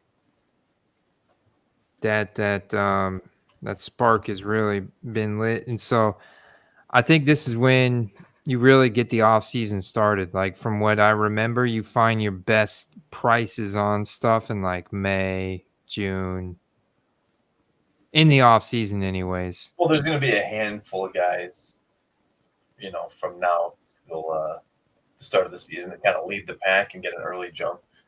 And some of the other guys that will present, the buying opportunities. You showed the chart earlier with the Zach Wilson spike from, the trade hype. That's really all it takes. So those guys that don't get that trade hype, it's not that they're not good buys. They're just not going to get all that attention, which is what makes them good buys because, those cards will be sitting there waiting for you to buy them while people are buying other stuff.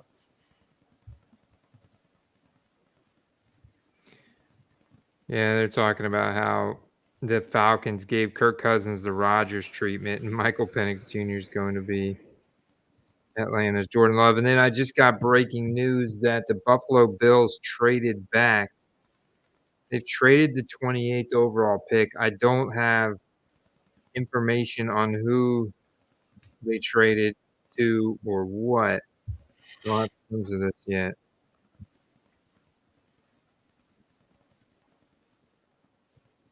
So you think the Ravens take a receiver? I know that's a pretty popular theory. Ooh, this is spicy. Do we have a trade? They traded back with the Chiefs. The Chiefs move up and are on the clock. Oh, that means the pick's coming quick. At 28. Every time you trade up, they know who they're taking. There you go. It is. This has got to be wide receiver, right? I think so. Or they did lose their defensive back. That is another positional need.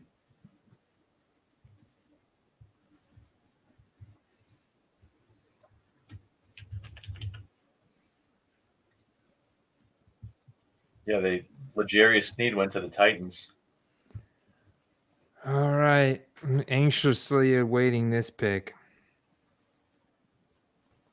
Pick is in. This one's pretty exciting.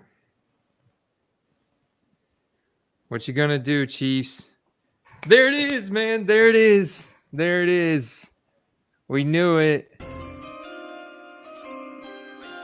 Not right, but they did take a wide receiver. They took Texas wide receiver Xavier Worthy, the combine record breaker, the Tank Dell like weapon. Xavier Worthy, man. He's down a little bit, but this dude is a stud. Hey, I called him as my play of the week a couple weeks ago because I felt like the hype had died down for his combine. And this guy was one of those guys that actually executed at the college level. I gotta buy something here. This stuff's expensive though, man. I can't see. I don't know if I like that pick, honestly. You don't like it? I like it. This guy's good, man. I kind of like this Tiger Kaleidoscope out of 5 for 34. It's a pro set, but that's a good looking card, man. It kind of matches with the Chiefs a little bit. Yeah, red or gold or red or black would be good. Yeah, I'm looking for ones with the what about this gold shimmer right here out of 50? Doesn't have the first logo on it. Yeah. I guess it's rookie related. A green shimmer out of 99. 22. So at least he does have one.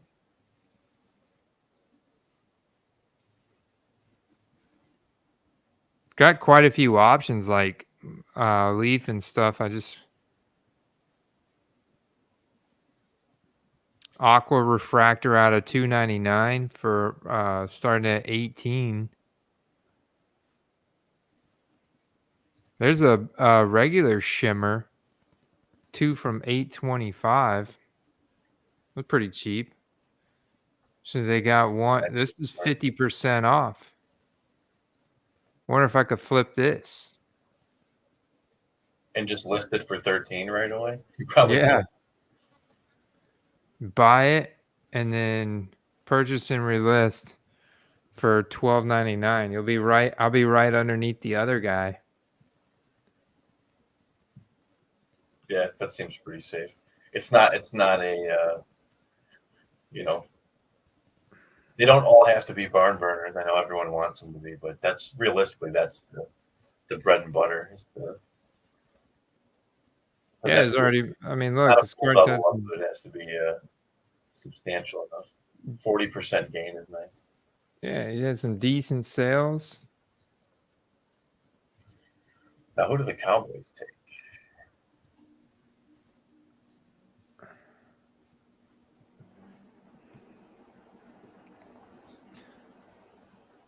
I like this pick, man. I think this is great for Xavier Worthy. Now, the pick does seem a little bit repetitive with Marquise Brown, but when you got a talent like Xavier Worthy out there who did what he did on special teams, and then he also breaks the combine record with his speed, and it's not like he's that small. Like he's 5'11", but he is only 165 pounds. But with an NFL strength training and nutrition program, they can beef him up and maintain his speed and explosiveness. He's already at 100 percentile speed running a 4.21 40-yard dash, breaking that record. So, I mean, his arms are like, he's got a solid catch radius. So I don't know. I just think with his special teams production, you also have upside there, and punt returns, kickoff. No, people really don't do kickoff returns anymore. So, but just punt returns. He put up over 1,000 receiving yards last year, Steve, on 75 targets. So it's not like, I mean, he had a 25% target share. I mean, it's pretty solid, man. He maintained a pretty high target share at Texas and a really good breakout age, which is a great indicator of future NFL success. So I don't think Mahomes is basically like they're looking at like this cat could be a replacement for Tyreek Hill. Interesting. Wasn't Tyreek Hill like a 4th rounder? Yeah, but that was because he had character issues, you know. He got in mad trouble, you know. Yeah, I think that I think that Worthy was probably like a second round guy. I think there's still quite a few guys that should go day one that at this point may not go day one.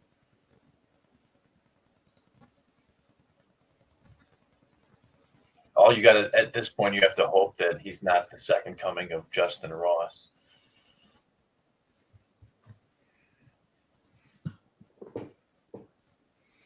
Yeah, I don't think he is because Justin Ross didn't have the special teams numbers that Xavier Worthy has. I think that's the big difference.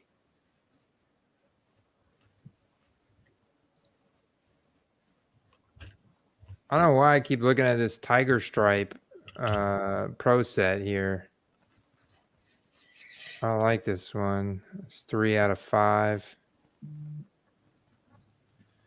The auto is not quite as good, but that is a pretty cool looking card. The Tiger Stripes.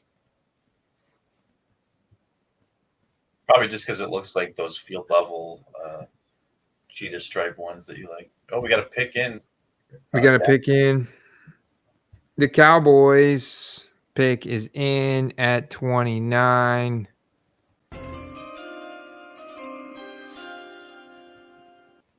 Oklahoma offensive tackle Tyler Guyton at 29. They're likely Tyron Smith replacements. Wow.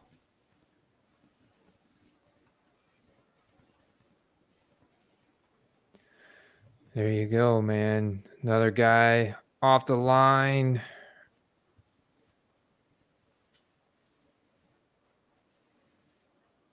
There's definitely going to be a overnight run on Xavier Worthy Bowman first, I have a feeling. Yeah, for sure. And he was that 2022 Bowman, right? Yeah, the 21/22.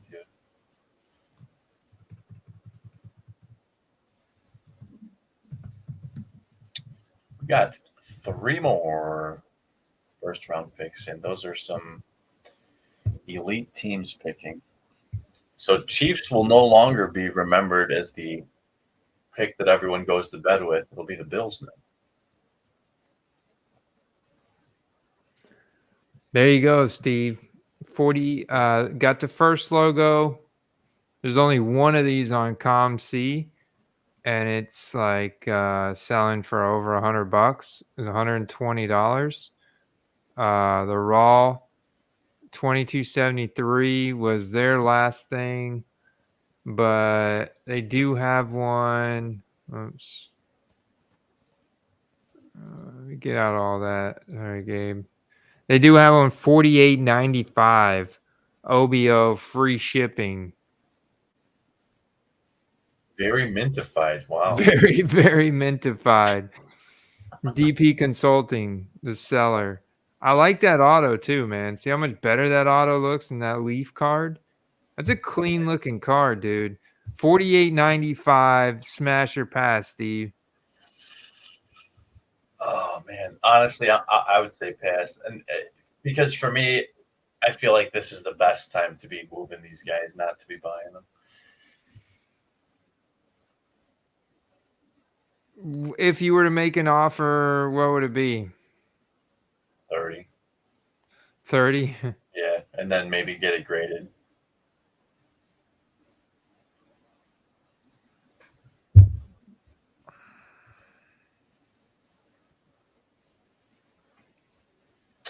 On the clock, Baltimore Ravens. You know, they have Graham Barton marked as a center on NFL.com.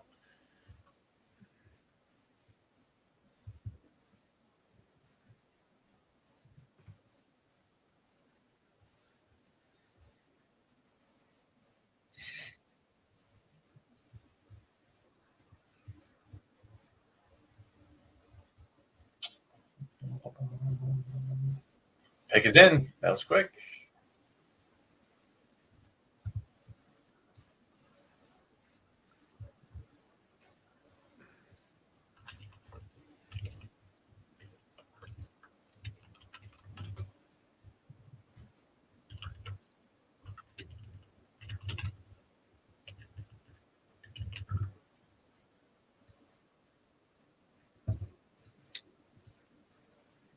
Ravens go and take a receiver now?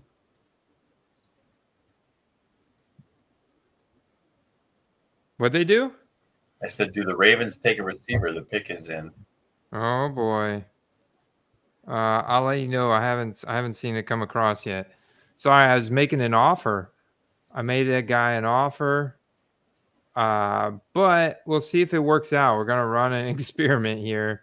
I might have overpaid for it. We'll see.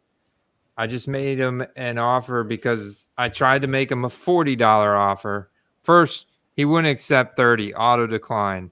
40, auto decline. 45 went through. The late night might be getting to me, Steve, here. I know that was a little rich for you, but we'll see. We're gonna run an experiment. I'm looking at everything else that's available for him, and we'll see if I'll be able to flip this. I'm gonna try and quick flip it if I do get it. I don't know. One of you guys might have bought it out there full price. It's like, damn. Gage is up to 80. Yeah, Worthy day one equals magic. I agree, especially to the Chiefs. I get it. Now is the time to buy the 2025 guys for sure and stash and hold them. He's got a Worthy. I got to go back to Gabe Davis's store now.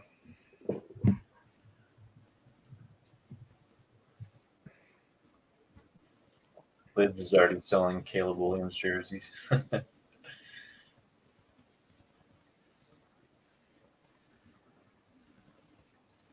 are they going to do that if they don't know his number yet?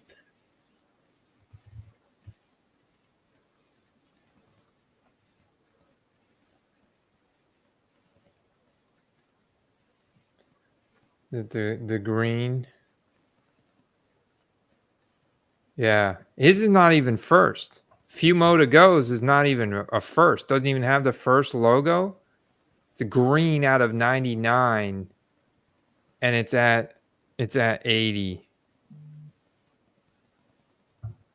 Serial right. magic, man. All right. Wow. Gabe's Xavier Worthy auction is taking off right now. What a fantastic move here by Gabe Davis. Just crushing it on the quest. Did they announce the Raven pick yet? Yep. Ravens pick is in. They're adding to the secondary, selecting Clemson defensive back Nate Wiggins at number 30th. He sneaks into the first round. Gabe got this card for under 20. So we're looking at a 4X. I'm probably, if I want that other Xavier Worthy, if it's even still there, I send an offer of $45. I'm probably just going to have to buy this thing now if I want it. So, I mean, I did an offer $3 less than what it's listed for. I know I'm overpaying compared to what his bottom was, but we'll see if I can actually make money on it. I just bought it, Steve. Just bought it. Order total $52. There you go. Caught up in the hype.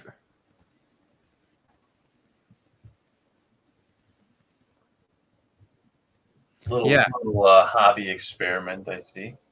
Totally late to the party because I said buy Xavier Worthy like 3 weeks ago. And when between the combine and now when his hype died down, because he was the guy everybody was saying was going to move into the first. And sure enough, there it was. He moved in. Not only did he move in, but he was drafted by the freaking Chiefs, man. This is so huge to get first round draft capital and land on the Chiefs.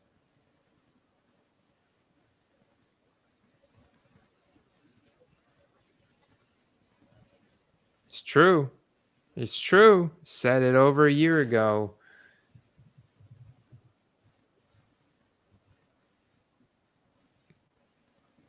He says, buy Luther Burden on the cheap and then thank him next year on the draft. All right. I guess I'll buy a Luther Burden. Steve, you should take action on this one as well. We got a bunch of super glows. I think it's the only thing we got. Some wild cards, some Leafs, some super glows. Pretty cool looking cards though, man. Blackout 9/9 Missouri Tigers. Look at this card, Steve. It's wild looking, man. Did that say $600? Sure did. $650. Nah.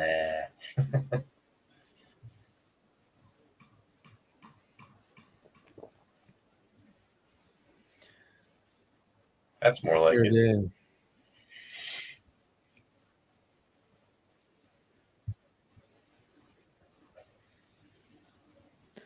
Oh yeah, I was gonna do a search on see how much I overpaid. I did this for you guys.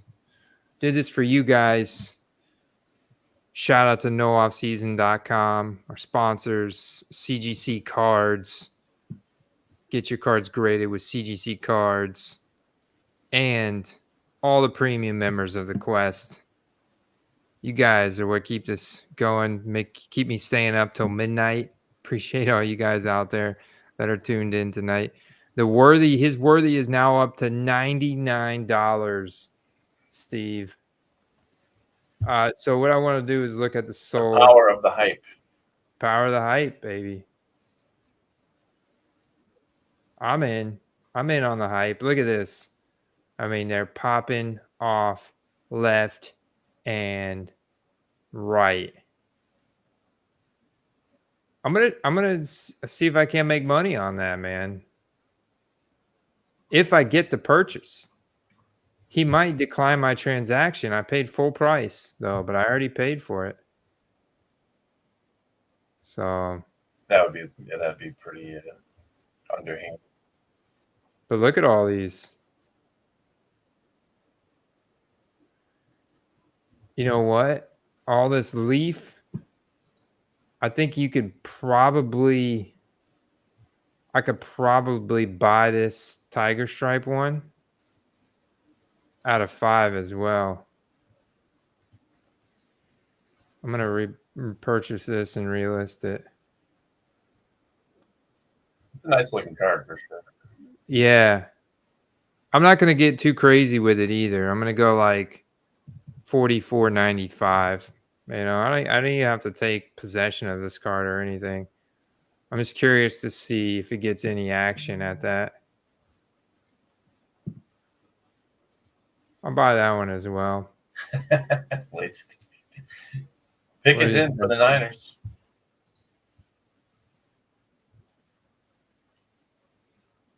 This is the card that I bought. So 40. That was today. That was the best offer.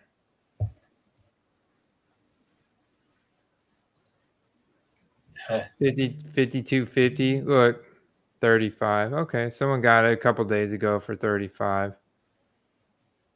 I was curious to see what the bottom is for that card.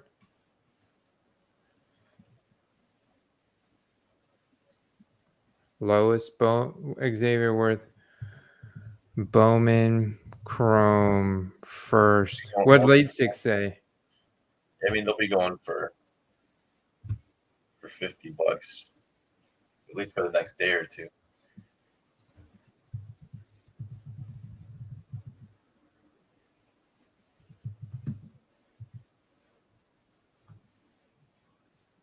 Lowest. Okay, so there's the 90-day low, $25. But look at the upside, man. Look at what the Romes are going for, the Marvin Harrisons.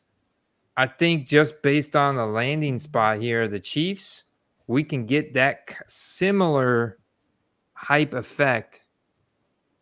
Woo! Oh, late 6 says you falling.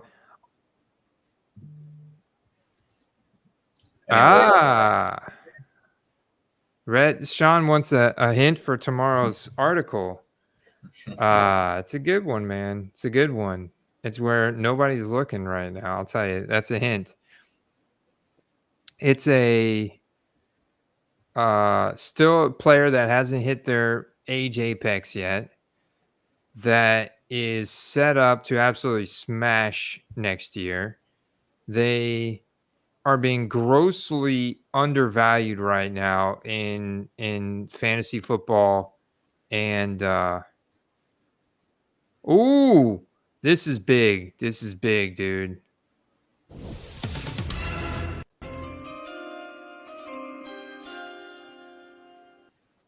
So the 49ers are taking Florida wide receiver Ricky Pearsall at 31. So expect talk to continue to ramp up if San Francisco will look to trade one of their current high-paid wide receiver. This is exactly what this pick is saying. This pick is saying that they're going to trade Brandon Ayuk.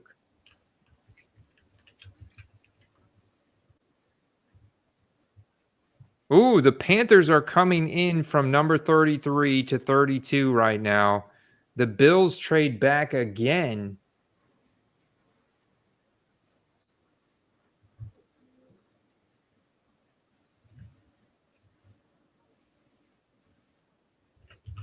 Ricky Pearsall with great hands. Great hands. All right, we got to refresh this. This is big. It's a big finale.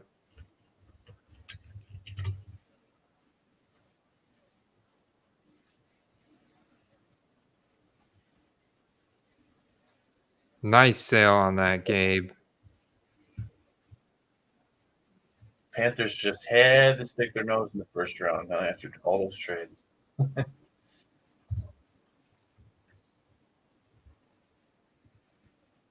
They sure did. They're on the clock. So they must have someone. I want some Ricky Pearsall too, man. I'm not gonna lie. 49ers, another team you just want, man. Especially if they trade. I mean, look at this athletic profile from Pearsall. I'm watching him make one-handed catches, doing crazy stuff here. That's why they drafted him. Look at the athleticism, dude. Wow, 6'1", 189. That's a good comp. Right? Just pow, pow, pow, pow. Huge catch radius. Agility, 97th percentile. Burst, 98. 40-yard dash, 4.41. That's why they drafted him, man. He's 23.6 years old, though. He's kind of old. Put up deep 965 last year, 4 touchdowns.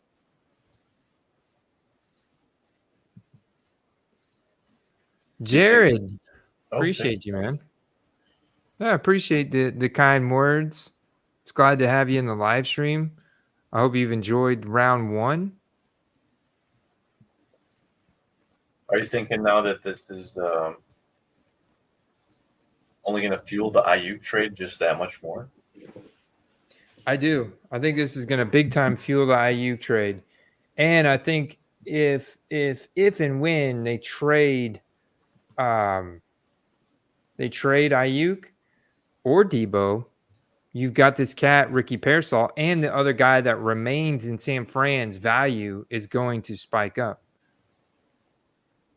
So what do the Panthers do here last pick? Because we're at 6 wide receivers so far with 1 pick left on the board.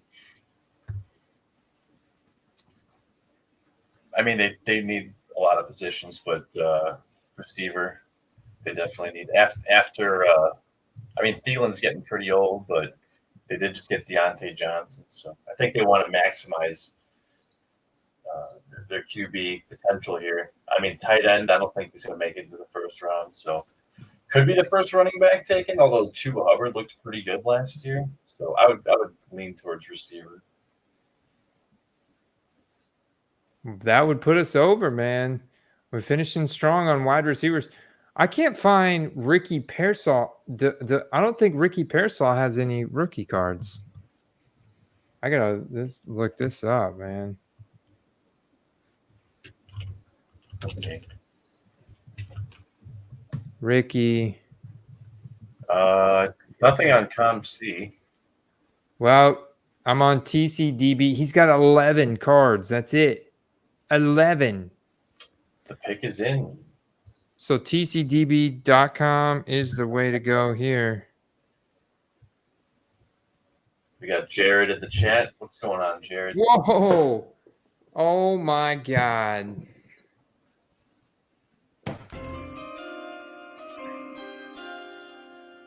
All you guys who picked the over on the wide receiver prop just hit. I was right. The Panthers will select South Carolina wide receiver Xavier Legette at number 32. Legette publicly said they are taking him. Carolina now is. So we finished the first round with a bang. A nice run on wide receivers. That's huge, man. We got to star up Jared's comment here, man. Welcome to the show again. We appreciate you tuning in every week. Yeah. Listening since he started collecting in 21. Weird time to start. Yeah, that was actually a pretty banging time to start, man. The 2020 hype was like a tire fire, man. It got everyone back into it, and we're happy to hear we helped you not lose money. That's not fun. Wow. Xavier Legette just threw a big wrinkle into the pass catching room. Deontay Johnson, his other prospects. This guy's also got a super impressive athletic profile. 6'1", 221. A true alpha size speed specimen, running a 4.39 40-yard dash, puts him at 98th percentile height adjusted speed score. I mean, the athletic chart is just popping. Ranked number 2 in this wide receiver class year 2024. Put up 1,200 receiving yards this last year. Steve, with 7 touchdowns, big yards per reception, huge yards per reception number. Massive. And there's a lot of guys left on the board here for tomorrow. Yeah, I mean, I love it, man. And we finished with a bang. Run on wide receivers. And you still have A.D. Mitchell, Troy Franklin, Ladd McConkey, Keon Coleman, Roman Wilson, Legend Polk. I mean, you have a ton of skill position players. No running backs have been taken. So this is beautiful.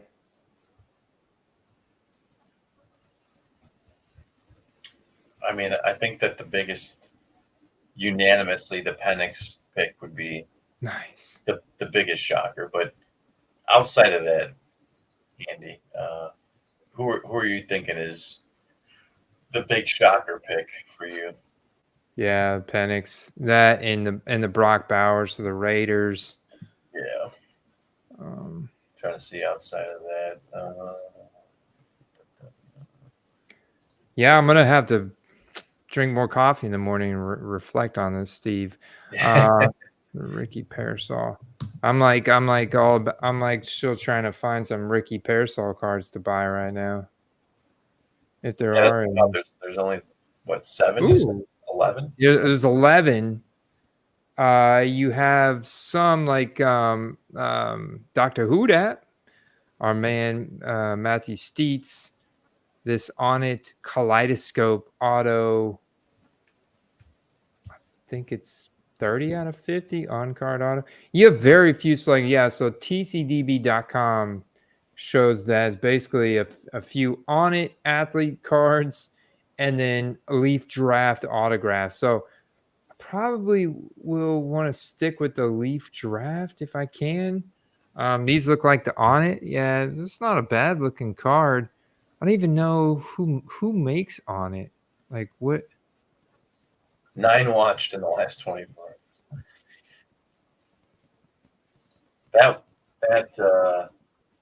on it was that one card you showed me earlier that was like 600. So. This cat has 0 cards on COMC. So at this point, if there's that few printed in general, whatever was on eBay has probably been picked clean.